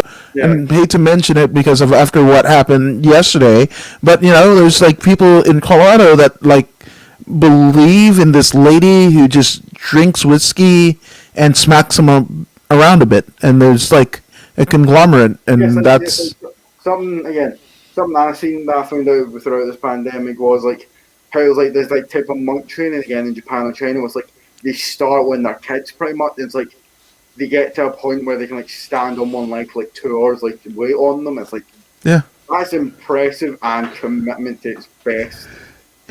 Yes, you know what? Everybody wants to believe, right? Everybody wants to believe, and DJ says, "Yeah, the moon's a hologram anyway." Everybody knows this. Everyone knows this. Yeah. It's like the bat saying, "What every night someone just flicks it on." And there you go. Oh man! Speaking of like the what is it? The Zack Snyder Justice League and whatever. Yeah, the bat signal. I've heard about that. I'm like, there are people saying it's good and all that. I'm like, I'll say this: I generally think Marvel does better movies, but DC does better TV shows. Because like I'll watch again when I was younger, I'd watch like Super Girl or Woman. I know the Flashes and the Green Arrow and all that. Yeah. And then it's like, plus I look at the movies, I'm kind of like, again as a kid, you can look because what was I think it was the Batman and Robin movie that came out in the mid 2000s, I think it was. Yeah. Wait, it might have even been the early 90s. Yeah. I mean, not the early 90s, late 90s. Because it was Chris O'Donnell and George Clooney, I want to say. Again, I've seen the Adam West version, which again, yeah. As a kid, I just looked at and gone, this is funny to watch. Ow! Zam! Ow! Yeah, did you see that actual thing? Like, pop up on... Yes! It was fun. And then, I seen the one that came again, either, like you said, late 90s or mid 2000s, and I'm kind of like, again, as a kid, you look and go, yeah, this is fun, but when you also, it's like, why is Robin, the same size as Batman, or even bigger? Yeah. Don't get me wrong, they could do it, but at the same time, Robin's always been portrayed as shorter. Yeah. Yeah. No, okay, Graham, he says, here's something I remember. Our last show in Lennoxtown. I was refereeing a show where I had to take a bump by taking a steel chair to the chest, but accidentally took it to the face. So I rolled out of the ring, and was holding my face, and I heard someone say, "Graham, are you okay?" Me, thinking it was a fan, I opened my eye and I saw Tyler hanging over me. You are a legend, man. I actually, again, I think Lennoxtown is one of our best venues that we kind of got to go. I'll say, Graham, I actually don't remember that at all, mate. So, but oh no, wait, no, I think I do. I think I do, but yeah, Lennoxtown. When we got, I think people called it the Beast in the East or something. Yeah. Because we got heavy snow over here compared to what we usually get. Yeah. And it has been happening for a few weeks by that point, but eventually it came up to a show in Lennoxtown, and we got to obviously get everything there. We had to take detours and that's because there was still snow blocking the road and all that. But when we got there, we got all pretty much a full house, and the crowd was amazing. Literally after the show, someone put on our page. Yeah. I was like, can we take that crowd with us everywhere? Yeah. Yes, they're amazing. Nope, DJ Yannick's what are you saying? Yeah, he says Superman and Mighty Morphin Power Rangers are the only superheroes I needed in my childhood. I was obsessed with Power Rangers when I was a kid. Yeah. Again, they were streaming the Mighty Morphin one as well. So again, I seen that and all that, and again, I pretty much watched from. Again, I don't know. You'll probably not know them because again, but I watched from Dino Thunder, which was 2004, I believe, all the way through to 2011 or 2012, and then stopped there. I'll admit, in 2019, a part of me went, I'm tempted to go back and watch. So Netflix at the time obviously had all the new Power Ranger shows on there, so I went and watched everything. Skipped 2 seasons because I've heard the reviews. I just can't get into these shows. So yeah, I watched them all. It's kind of like, oh, when you watch as an adult and you can kind of remember them, it's kind of weird in a way because then you go, oh, if I ever wanted to watch it with my kid, I know everything that's going to happen. Yeah, that's. That's amazing. That's amazing. Yeah, and Graham Farrell says, "Yep, Yeah. that was a great show that night." You know. I'm trying to remember. Did I? Oh, I'm trying to remember. I can't remember if I ref that show or not. Because, here's Zach and Jason, Red and Black Rangers. And Yes, absolutely. Yep. Yep. Yeah. Again, I actually never watched for the Mighty Morphin Power Rangers one. I never got to the point where they switched characters. Okay. Yeah. Or I might have gotten to the point where they changed the. I think so, I have no clue. I can't. Again, it was at the time it was just on air and you just watched it and Right. loved it and everything. So I have right. So that was my era of Power Rangers, right? So, and Amy Jo Johnson as Kimberly, the Pink Ranger. Like, she was anybody that says that wasn't their crush. Oh yeah, I'll say right now. Even though again at the time I didn't know how old the show actually was. Yeah. Well, you just watch him and she's like hot and all that. Yeah. Oh yeah. Yeah. And nothing against the. Yeah, it was weird. Like the Asian gal was Trini was the Yellow Ranger. Zach was the Black Ranger. Again, at the time, as a kid, you don't look at these things. Yeah, we don't think about it. You go, cool people in like cool suits fighting these like bad guys, and then they're going to like 60 feet tall, and then it's like here's a giant robot machine to destroy them. Yes. Oh yeah. But yeah, like that. But, like, I remember also later on. When I kind of look back, and it's kind of like, yeah, they did have an Asian girl as the Yellow Ranger. Because again, at the time, I just never thought about it that way. Yeah. So it's like, yeah. He says he still have this sticky poster somewhere. Trini died in a car crash for real. Yes, that happened. I want to say like early 2000s. It's 2001. Yeah. Sucks. Yeah, horrible. Now, life is unpredictable when it comes to that things, unfortunately. Now, go ahead.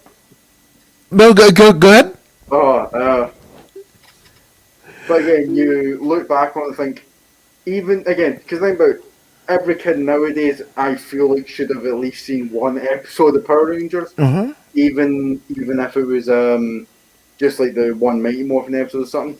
Yeah. I think actors can go because I know I think as far as I'm aware, 3 Power Ranger actors have passed away, unfortunately. Right. But at the same time, they will be remembered because again, it's Power Rangers. Even if the franchise stops, right, there'll always be those episodes to go to. Oh, absolutely. No, and I agree. Now, it's funny because, like, with Amy Jo Johnson or Kimberly the Pink Ranger, there used to be this thing called web TV. If you're a certain age, this is like pre the internet being as it is now, right? You would go to your computer shop and get like free 15 minutes of internet and whatever. But web TV was kind of like the first incarnation of what we now know as smart TVs and whatever, where you put the gimmick into the TV and it catches the internet, and you have to plug in your phone, because it was all wired internet, right? Yeah. So you have to plug in your phone to the back of the deal. And I had heard from at school that there might have been a naked picture of Amy Jo Johnson, right? Oh God! Now the load speed. Yeah, so the load speed on this thing, it was like click, click, click, right? Yeah, and I'm trying to see it so I can have. Because you had to unplug like your phone or like your landline, and then yes, if someone picked up the phone. Yes. And it cut off completely. Yeah, he says I'm 34 and I know web TV, 100%. So the thing about it is, like, I'm downloading the picture and I know I've got like a couple minutes before my parents walk in. Like, let's I want to see movies or whatever. So, and they walk in right as it loads her top half, and I was just frozen. What can you do? In that situation. Yeah. So I'm just web TV. And then by the time it loads. The connection either times out or your mom walks in. That's exactly what happened, DJ Yannick's. Oh my God. That was it. That was it. And yes, Graham says I refed. Oh yeah, Yeah, that 8-man hardcore with Robbie Solar and landed both. Oh, please tell us this. All right. And so I was doing scout that show, and I remember obviously. Thank you, Graham. And it was Michael Whiplash, this guy called Chris Renfrew, uh, Robbie Solar, and I can't remember who. Grant McIver, I believe. I'm not 100% sure on the last one. It was them versus Alexander Darmacallan and his tag partner at the time, and versus Luke Matthews and again someone else I can't remember. And Solar set up the ladder so it was like right next to the ropes, and it was a big ladder. He was like near the roof of the thing. He climbed up it, looked behind him, and then literally did a moonsault. It was amazing looking, but when you watch back in slow motion, instead of like landing like press wise, he pretty much just double stomps Luke Matthews' head. Again, you look at when you watch it normally, you can't see it because it just happens like instantly. But it's like you're watching slow motion. It's like you see him like stop and like kind of come back up and then press down. And it's like, I feel bad for him. Luckily enough, the match ended very shortly after that. Yeah, good. You got to throw up the X's there. That's like. No. The match finished. It went to the actual thing. Okay, good. Wow. Because again, I think only Solar at the time kind of knew he just double stomped someone. Yeah. Everyone else was just like out, and the match finished from there. Luckily. Ooh, shout out to Solar, man. I'm just saying that's rough, you know. Yeah. And Grant, absolutely, you know. And in regards to Web TV, totally feel. I'm sending you hugs, DJ Yannick. You know the deal. I'm probably gonna make DJ Yannick feel old. I'm not even 20. What? Not even? I'm 18. Wow. Again, it's just one of the things where you just. Again, I remember the Power Rangers Tubble movie on VHS, and it's like I never seen the In Space series on TV. Yeah. Again, I was seeing it when you've seen clips on YouTube, on Facebook, and everything. And it's like because the villain in the Tubble movie isn't called what he is. He's used as in this show. And it's like I just remember looking, going, hold on a second, have they just reused him? But yeah. I remember in my before the house one right now, we lived at one not far from us, and it was a 2-bedroom living room, kitchen, bathroom, and like a cupboard. Yeah. So, and we have like one of the old like silver kind of TVs with the big back and the VHS tape that goes in, and it would also be those moments where you just watch like what we have again that movie, I think Dumbo and. Like so many others I remember watching on that thing, and like obviously like the static TV and everything. Like this is how I was so like shocked because I remember coming home from school one day and walking into the living room, looking right, and we got in a new TV in Sky. And I was like, "What's this?" And it was also kind of like Sky TV and all that. Yeah. So yeah, I don't know how it came about, but just one of those things where it's like. I grew up using a lot of older technology. Again, same thing. We shared like a computer or a laptop. Yes. Oh my gosh. Yes, Graham. I remember. Since we're on the Power Rangers, does anybody remember Biker Mice from Mars? Absolutely. Oh, when they got the gimmick of like Power Rangers, it was almost like Saved by the Bell here in the States, right? Everything was like a teen dramedy, right? Saved by the Bell. Then you had like USA High and Sweet Valley. Like there was so many knockoffs, but Biker Mice from Mars. There was that. There was Big Bad Beetleborgs. There was like USA here in the States had their own version because it was under the NBC banner, right? So you just got like all of these TV shows. Yes. There's 3 kids turning into these.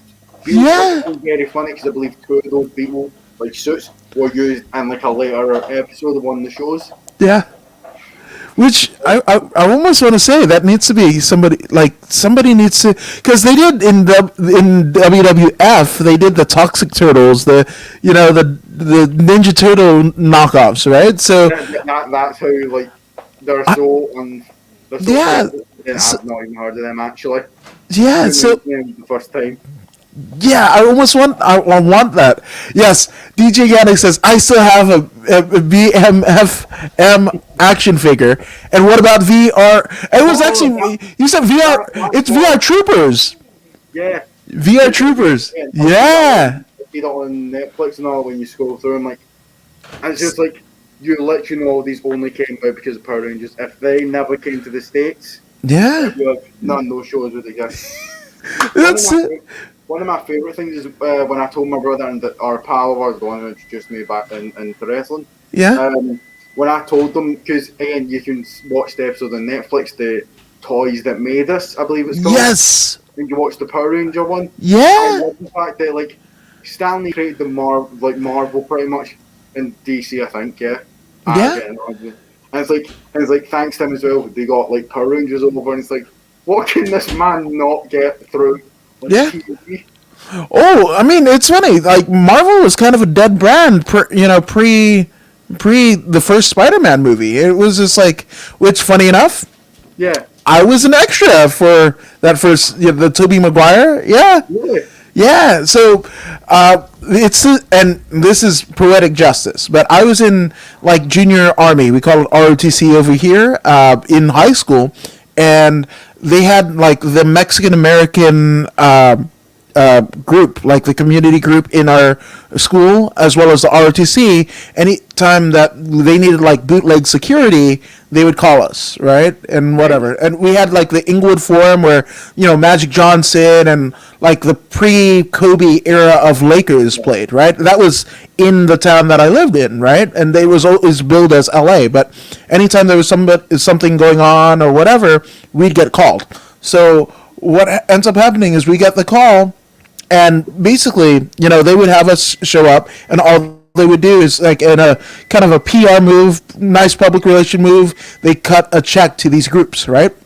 So, we got new uniforms, but essentially we went to Sony Studios, which was only about like 15-20 minutes away from the high school, right? Just in the next town over, from Inglewood to Culver City, and we did a 3-day shoot, and that 3-day shoot ended up being the Bonesaw McGraw, kind of deal, and that was Macho Man Randy Savage, and it was amazing. Oh yeah, that. Yeah, so if you pause the viewing, right, you will see like little, like, green, almost army people darted in the crowd.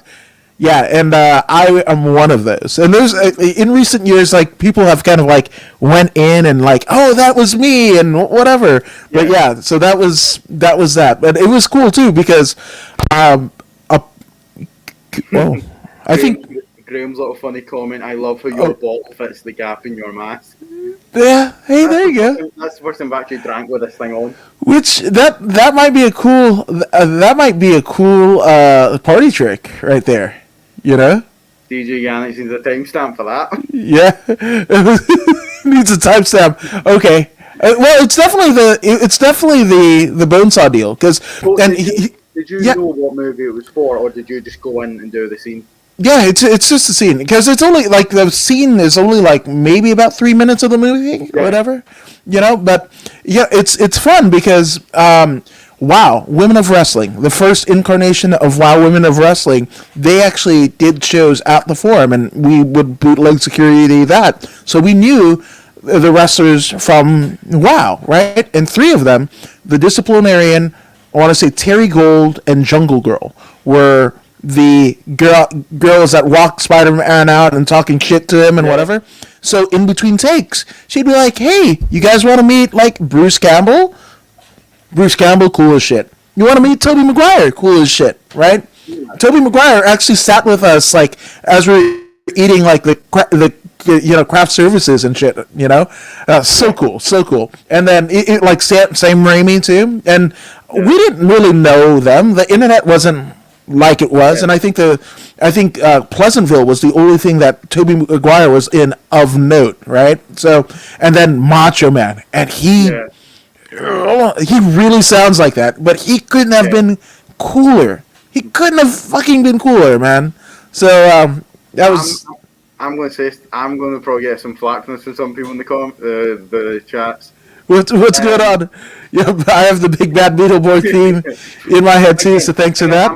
I remember watching like some of those episodes when I was younger, but again, it was just something I never got into because again, Big Bad Beetleborgs, big. I have this show to watch that I know is on like weekly. Like what was it like a new episode every week whenever they're on. Oh yeah, I'm going to say this.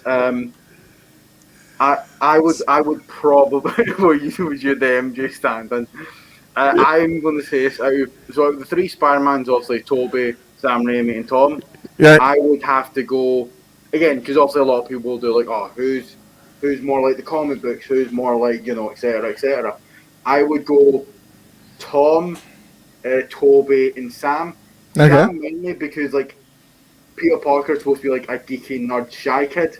Where like he's like the whole bad boy things, like even because again I'd seen the Tobey Maguire movies and then seen that one's kind of like, and again no offense, the franchise was doomed already by that point for him.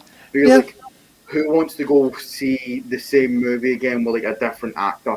Yeah, again, also like the things that came from him was like obviously they introduced like him making his own webs and web slinging, whereas Tobey had like. Organically, which even as a kid freaked me the hell out.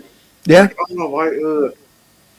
Again, obviously, I know Tom is with Spider-Man. Even Steven Stanley said that.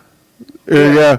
Again, and that's coming from the longest reigning Pacific Northwest NWA champion, Bad Blood, and he also says, "Nice gimmick." But he says, "Yep, Tom is the best Superman." Even Stanley said that. Again, obviously, all three actors brought something to the table. Like, obviously, Tobey gave everyone like the whole, oh, here's the superhero genre that it really just like kind of died out, and it's kind of like, here's this one that people can. Because I believe this is obviously in what I've heard online and what I've seen, is like everyone in a sense can relate to like Spider-Man, or at least the geeky version of him, right? Because obviously everyone's going through that weird shy phase. Everyone's going through. That phase where you feel like the cocky one, but then you kind of get a hit later on, which kind of like, no, you're not. And Which again, I could talk about like Spider-Man movies or Power Rangers for hours on end with someone, I'm sure. But it's kind of like, I feel like maybe if throughout the Sam Raimi movies, he kind of grew more confident instead of just being like, oh, I'm an instant bad like boy. It's kind of like, oh, bring it on, I'll see what happens. Yeah, and but we can all agree that Tom Hardy is the best Venom. Which Hold on a second, Tom Hardy is the one that was in the Tobey Maguire movies, I'm correct? Or if I've seen the Venom movie that came out like a year or two ago. I actually liked it because it was kind of you see a different side of it, because like Venom actually has like a consciousness instead of just being like this sticky alien thing that just like attaches to you. Yeah, no, 100%. I don't have context. I know wrestling. I know MMA. Yeah, again. Not much else. So I don't have a deal anyway. DJ Yannick says, "Gents, I gotta go. Pleasure to chat with you, Tyler. Interesting to hear a little bit about you. Keep rocking, brother. And according to words, you know the score. Take care, gents." Yeah, thank you, good sir, and thank you everyone that's chimed in. But obviously, Tyler, for those who want to contact you on the media socials, or social media as the kids say nowadays, where can they find you? Hold on a second. Because unfortunately, obviously, because Tyler Mckenzie is kind of not a regular name, it's also been taken on like platforms. So I just have to get these up. So if anyone wants to follow me on Twitter, it is at Tyler_Mckenzie0. And on Instagram, it is Tyler_Mckenzie with an A before the C. Yeah. 02. There it is. And as we close out, NWA Bad Blood says Tom Hardy is the best Venom. I know he was on Warrior, right? Which is an MMA movie that also had Kurt Angle. That's all I know. That's all I know about that, dude. Yeah. Well, Tyler, Yeah. dude. Again, it's like a lot of people also say, oh, like, so I'm sorry that I forgot the guy's name. Who's the guy that people say plays the best Joker ever? Like, Oh, the guy- Heath Ledger? There we go. Yeah. Because like also you have a lot of that, and then also everyone's always arguing it, and like Yeah. no matter what happens, no one is ever going to agree on like Yeah. anything. Because again, some people say Sam Raimi's the best Spider-Man for whatever reason, then also Yeah, and that's the thing. Everything is because in MMA we get that a lot. Is like who's the greatest of all time. Everybody wants to have this goat greatest of all time. Because, Scenario. Again, it's one of those things where it's like if an MMA fan or depending on like UFC or whatever wants to come try to get into wrestling, a big easy one for them is to go watch like Ken Shamrock's match. Yes. Because like Steve Blackman, I believe, as well. Yes, Steve Blackman. We got Dan the Beast Severn. Again, Shayna Baszler's also a good example. Oh my God, yes. I love the fact that we have like a literal descendant from Carl Gotch and Billy Robinson, right? The great catch wrestlers, of all time, to the greatest of all time, right? And then we have an incarnation of one of those students being on WWE TV, and guess what? It's a woman, and she's badass. Yeah. And that's the thing, because like you'll see these like accounts on Instagram, Twitter, Facebook that follow wrestling just to crap on it, and it's kind of like, why are you doing that? Because at the same time, I would I can't remember who. Because I remember when they were celebrating like a year of Edge returning at the Rumble, BT Sport, which in the UK is what WWE like airs on. Yeah. Shared like that one of like Edge returning, and like you go into the comments and it's kind of like, why does BT Sports have this? And in my head I'm like, because they get a lot of money from it. Yes. And it's kind of like, oh, these people, like these guys need that like laptop share. And it's like, oh, it was like, what's been funny is this is again just general opinion thing wise. Yeah. I feel like MMA, you had the mask on for an hour and 45 minutes. You can easily do a match. Yeah, he's going to go on our Broadway the next, the debut of Tyler Mckenzie. That's going to be an hour Broadway. That's it. It's kind of like, I feel like, because you're saying yourself, like, again, Conor McGregor said something about wrestling and all that stuff, but it's kind of like, I generally feel it's like UFC and MMA fans that respect wrestling more than you see these people online who complain, because it's kind of like, because again, obviously there are MMA, UFC fans who shit on wrestling and it's all the way around and all that. But again, like, a nice link is also like someone like Brock Lesnar, Ken Shamrock, Steve Blackman, all these guys kind of like, think about it. They either went from MMA to wrestling or wrestling to MMA. And it's kind of like, imagine trying to say that to their face. Like, that's my favourite thing as well. Is like, you'll see these people crapping on wrestling, MMA and all that. And it's kind of like, try saying that to one of their faces. Right, exactly. Exactly. Like, you change your mind instantly from it. Yeah, that's the thing. And, it's funny. I think... Okay, so here's the deal, and it's kind of defined my career up to this point, where pro wrestling fans may not like MMA. Yeah. MMA fans definitely, for the most part, hate pro wrestling. Like, there's a group chat that I'm in and whatever, like, why are you doing wrestling when you're at an MMA show? I never said I was an MMA show. I do, according to Woods, is that there's no cage, there's no ring, whatever. It's whatever the fuck I want to. If there's some interesting musician, well, I'm going to have him on, or whatever, right? Like, that's just what it is. I just want to talk to interesting people, right? So, the fact of the matter is, so again, you got pro wrestling fans not liking MMA fans not liking pro wrestling, but you talk to pro wrestlers, they love MMA. You talk to MMA fighters, they love pro wrestling. Look at DC. I think I remember this 100%, but I believe a couple of years ago, someone who probably known Shayna from MMA or something said something about wrestling being like fake and all that on it, and then like I think Shayna just started sharing like, here's how the armbar was made wrestling. Here's how like sleeper and all that was made like wrestling. And it's again like, without wrestling, where would MMA be today? Right, exactly. That's exactly what George Hackenschmidt and Carl Gotch were doing like 100 years ago, right? That Yeah. is, and we know it now as high level jiu-jitsu competitions like a Fight to Win or Yeah. an Eddie Bravo Invitational and whatever. But like literally, people packed into the stadiums. Most people just are like, oh. Boxing, that was what was on the radio, and that was whatever. No, like pro wrestling was actually doing better numbers on radio and the first incarnation of TV than even boxing. Boxing had to catch up. That's where Ali is so important. And Ali grew up. Ali, Floyd Mayweather, Mike Yes. Tyson. You look at these guys and think, and it's like Mike Tyson, Floyd Mayweather have both appeared on WWE TV. Yes. Tyson, when he was there to help Austin count first title win, and then Floyd when he burst the Big Show like 20. Yes. And it's like you think to yourself, these guys could go out of their way and just crap on wrestling entirely. Yeah. So it's like, obviously they're getting paid for their appearances because they're giant stars, but it's like they have the respect enough not to do that because they understand as well. Because they're like, you'll hear people go, oh, why don't you do boxing again? Why don't you do boxing? Why don't you do MMA? Why don't you do this stuff? Said the wrestling. Yeah. Because I don't want my face broken in half every single time I go in there. Yeah. Whereas like with wrestling, again, stuff happens unfortunately, and unfortunately sometimes it's severe.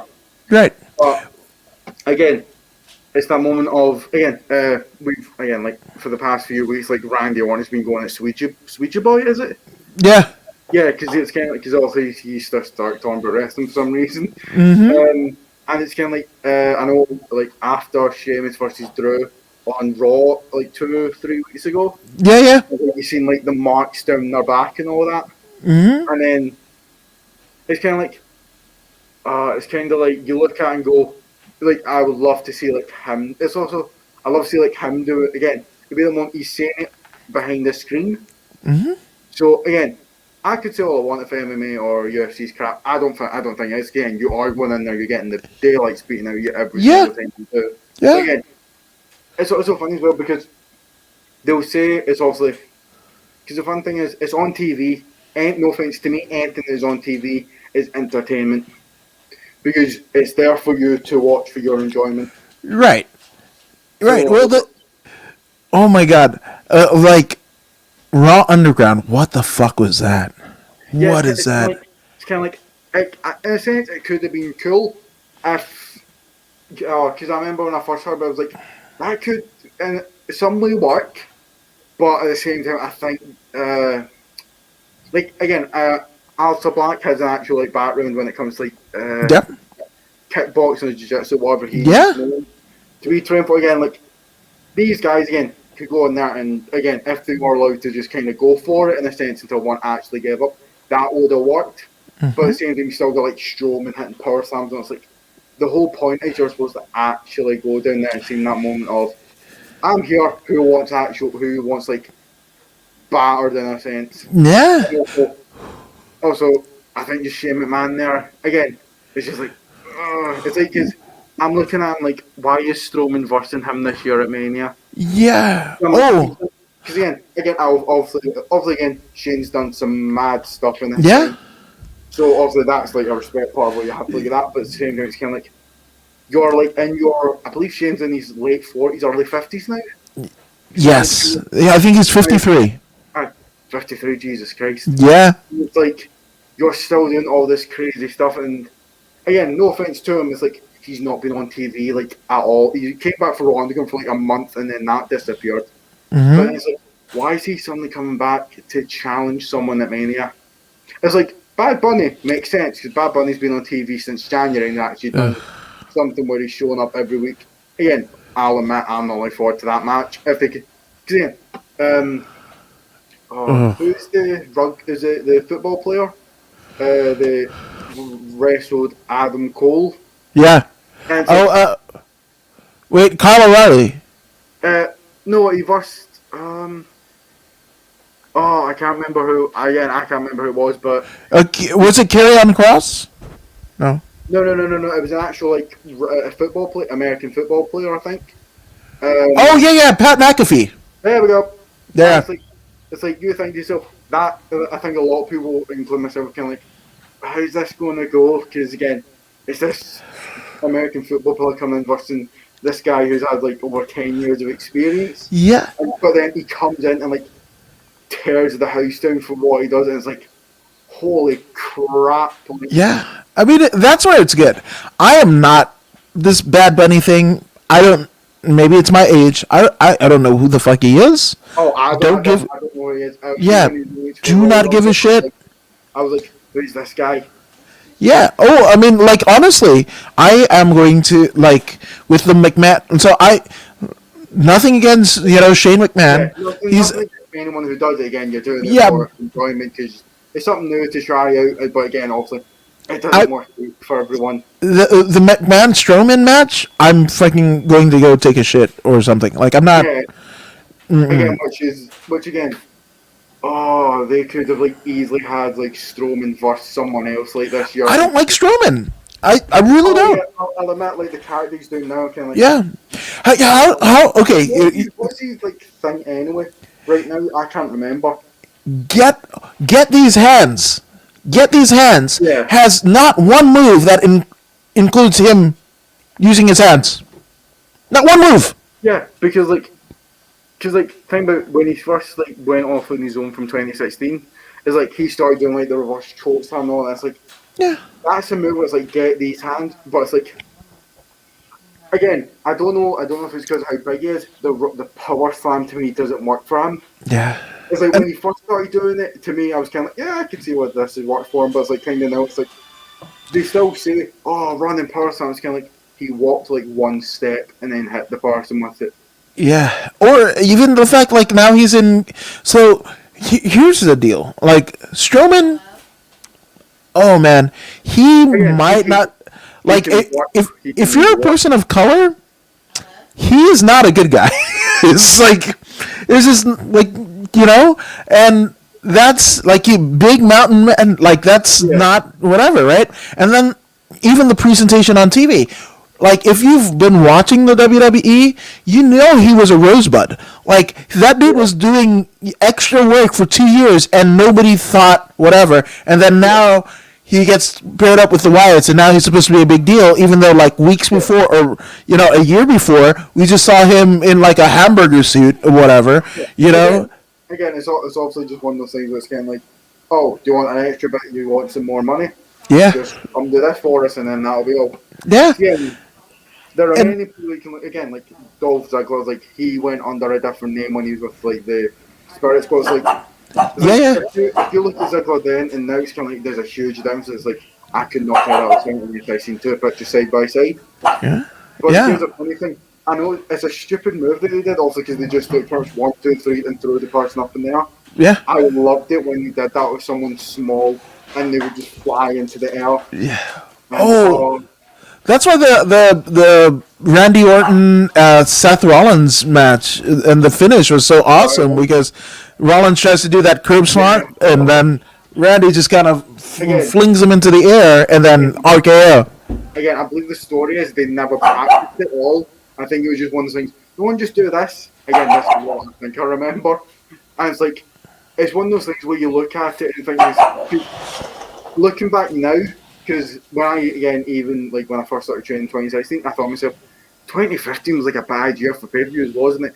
But looking back now, it's kind of like, no, actually it wasn't. There were actually some decent matches. Yeah. Because generally, I think, again, started watching in 2015, I would say, in my opinion, 2016 was definitely one for like, here's some matches that no one ever really expected to happen. Because again, AJ Styles and John Cena, no offense, I am not a fan of the first match. It was nice, like it was good, like everything looked great. And then like Gallows and Ancy coming out to like help Styles, and it's like, oh, why? It's like he's this big star, he's done all this stuff, like he doesn't need your help. I understand, obviously, they were in a faction in New Japan at that point, but it's kind of like you've just kind of like ruined this.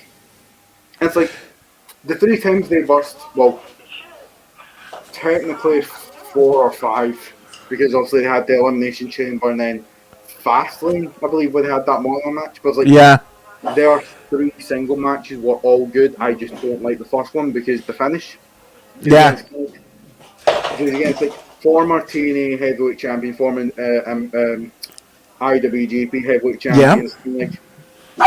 It's like he doesn't need to be out there. It's kind of like I don't understand if they're out there as managers at first, and then like I think the dog has saw Tyler's cat mask. Yeah, that's probably what happened. Damn Pugsley. And kind of like don't get me wrong. I like Carl and Anson as like a team. I think they work very well together. Yeah. Because one of my favourite tag moves is the boot of doom. It's a simple move. It's a running drop kick with someone just doing a flapjack in between. It's so nice when they do it though. Yes. But like I look back on that match, like even when I watched it the first time, it's kind of like, oh really? They had to finish it that way. Like don't get me wrong, their SummerSlam match was an absolute banger. Banger, yeah. So was their like 2017 match, which again was amazing. But again, also Cena winning the title for the 16th, his 16th world title, and it was like, it was cool to see because again, you even see them mention like interacting that way with Charles Robinson. Yes. Little Nate. Little Nate, yes. Even though he had one match and then I believe got a few broken ribs, a broken jaw, and something collapsed in him. I think. Oh yeah. Yeah. Oh my gosh. He was a United States champion. That Little Nate was. That was again, even in 2015 when I just start into it, I look at these matches going, these are actually really cool. And and obviously thanks to that, that's how Kevin Owens came up. Yeah. And obviously it's one of because looking back, it's kind of one of those cool things. Right. Because like you have the NXT champion at the time, which I actually really like that old belt. I know some people can't go something about it, but I like the big kind of strap on it. But there's just something about it as well because they had their the Elimination Chamber match, pay-per-view match, which again was a banger. Yeah. And then they had their Money in the Bank match, I believe. Of that year, yeah. The match then. I prefer the Elimination Chamber match, pay-per-view match one, because obviously it was a big thing. Like this new guy who just debuted is just beating like the biggest name in the business. Yeah. And it's also one of those ones where it's kind of like, I'm actually happy they didn't throw him straight away into the main event from there. It's kind of like, he's beating John Cena, here's the Intercontinental title, here's the Universal title at a later point. Yeah. Well, that run with Kevin Owens, I think it was supposed to this might be an unpopular belief, but this is kind of my ideal where like what we're seeing with Bryan Danielson, right? Yeah. This is kind of the run that theoretically if the horrors of the Benoit tragedy wouldn't have happened, right? This is Benoit's run. Like this is the way that they're booking him is very similar to Benoit, right up until a triple threat, and a big WrestleMania win, right? Yeah. So like there's that, right? So in the same kind of respect, Kevin Owens coming up with the NXT title, right, and facing John Cena. Well, in many ways, I feel this is what was supposed to happen, right? When Taz brought the ECW championship over on SmackDown, that whole... because I think at that time it was this mad thing. It was like one of the ECW champion they signed for WCW. Yeah. Taz from ECW signed to WWE. Mm-hmm. And then someone from WCW had signed to ECW. Yeah, but it was Mike Awesome. Mike Awesome, yeah. This whole mess. Like he's no longer in this company, but he's the champion. We have him beat him for the Taz beat him for the title, but Taz is now in WWE, and it's kind of like, because again, I believe that's the reason Tommy Dreamer won the belt. Yeah, exactly. Someone to get, but I think, but if I'm correctly, I think in interviews, he never wanted to win. He never wanted to win the big one. I never want to be world champion. Yeah.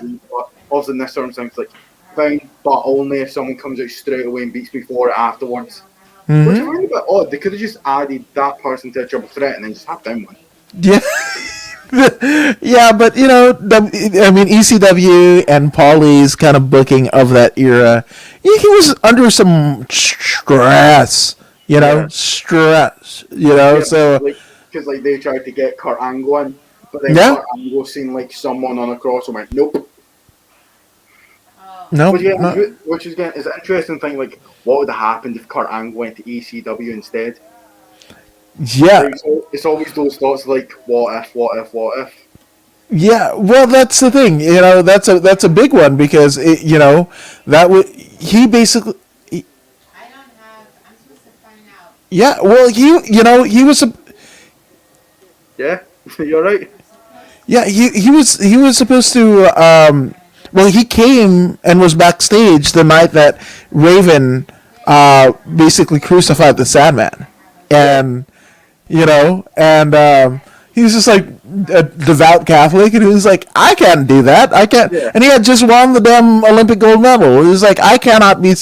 I've got sponsors, I can't be associated with this, But if that hadn't happened, talk about like butterfly effect stuff, right? Like, Yeah, because there's a I need to think.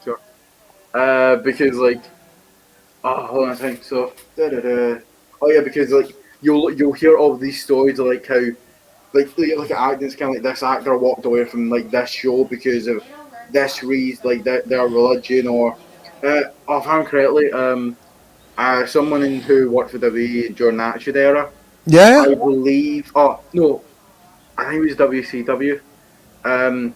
Him and his manager at the time, they were actually married, I think, or they were going out together. And then him and someone else had a rivalry where if that person won, they got the services of his manager. So they would. this was Brian Pillman Goldust. No, well, it wasn't. It was someone else because I believe he went out and said the reason he kind of like left was because like it was something. It was something about I think his religion or just something personal about him where it's kind of like, no, I'm not comfortable with this something, and then it was. I can't remember who it was though. Wait, okay. So I know there was and both of the scenarios that I have in my head, they're both like WWF ones. I know that Owen, had a feud with Jeff Jarrett. Owen Hart had a feud with Jeff Jarrett. Their manager at the time was Deborah, and they wanted to basically do a cheating storyline with Owen, and Owen kind of refused because he has a wife and kids and a real life. So he basically was ixnayed that, and then that is what led to his pressure of doing the deal at Over the Edge where he untimely passed away is because he had said no to that storyline, so he wanted to be a good foot. Like you want to do the Blood Blazer character in this game, like. Yeah, so there's that one, and then I know, and both of them, it's crazy, both of these scenarios, and it's a bit eerie that they include like people that came out of like Calgary, the Hart family or whatever. So that going with Owen Hart, and then you had Goldust and Brian Pillman and Marlena, and Pillman and Marlena or Terry Reynolds. They dated back in WCW times, before she was married to Dustin, and what? I generally, it's not those situations, but I think it was WCW that happened in. Okay. Like it's against something like just personal about himself, where it's kind of like, I'm not comfortable with this or something. He could have also been. Was it Chris Candido and Sonny or Tammy Stitch? I generally can't remember. Again, I seen it on like a video that I watched about it where. It was just one of those things where you just hear about it, it's kind of like, whoa, it's kind of like... Yeah. So like, think about if you had if it was actual Buff Bagwell's mum... Yes. Like, on TV, like, she was like WCW Tag Team Champion for yes. like, a couple of weeks. Yes. We had a Judy Bagwell on a pole match. We had her on a forklift. And it's kind of like, what are these, like, matches and it's kind of like, you can... Again, WCW and its prime, like NWO, was like amazing. Yeah. But it's kind of like you can look like to like the later part of the company's runs. Kind of like you can see why like Chris still left even when he was given the world title. Yeah. Oh no, it's like I want to say that you could almost pinpoint it with I want to say like Virgil, and he was like Mike. I can't remember what they called him. It was like a play on on Vince McMahon's name. Like they called him Vincent. They called him Vincent because Vincent Kennedy McMahon. But that I want to say that was when like, oh, we've jumped the shark here. Like it was cool, the original trio, whatever. Even Ted DiBiase being like the financial backer you could buy. But like, when did I think it was like that, and like the whole Ted DiBiase thing with the NWO was kind of like, that made sense to kind of like why they got pay-per-view named after the NWO. Right. Like, oh, you've got this guy who's like got over £1 million generally, and God knows how much that would be today, to like fund the whole thing. Yeah, pro wrestling's weird, man. Pro wrestling's fucking weird. But I mean, the cool thing about it is you're a pro wrestler. You're cool. So that I'm gonna rock with that. So man, Tyler, it has been fucking amazing to have you on the podcast. And again, for those who don't know already, what's the Twitter again? Tyler, hold on. I've not got my face ID when my last one was so I should really do that at some point, I think. Sorry, I shut the things down. On Twitter, it is Tyler_Mckenzie 0. And on Instagram, it is Tyler_Mckenzie with an A before the C, 02. Damn right. Well, I followed him. You guys should as well. Again, you're going to get amazing chats. And just to see the Scottish Wildcat in action. Well, I mean, from the studio apartment in the house, right? And once things return to normal, we will see him on the Scottish wrestling scene, probably at Source and a litany of other promotions around in the UK. But Tyler, you've been awesome, dude. Thank you for doing this. Thank you for having me on. This is actually, like, I did not think we were going to get to 2 hours. No, that's what everybody says. Like, whatever, and we get engrossed in the conversation, and that's the beauty of it. And then it would be like someone mentioned something in the chat, it's kind of like, oh. Yeah. From there. No, and that's it. That's where it is. This is kind of a conglomeration of everybody. Whether it be our community in the chat, our community, us talking to each other. It's just we do the thing, and it's cool. It's so cool. So thank you for being like so open and so honest. And again, go ahead and check out the Scottish Wildcat on all of its social medias. And if you're in that following, subscribing mood, and if you haven't already done so, I warmly encourage you to go ahead and like, share, and subscribe to the According to Woods podcast on Facebook, YouTube, and Twitch. I mean, Tyler, you're subscribed, right? Yep. Damn right. So be like the Scottish Wildcat and go ahead and subscribe to the podcast. But if you don't believe me or Tyler, and I don't know why you wouldn't, well, here's Pro Wrestler Zeta Zang.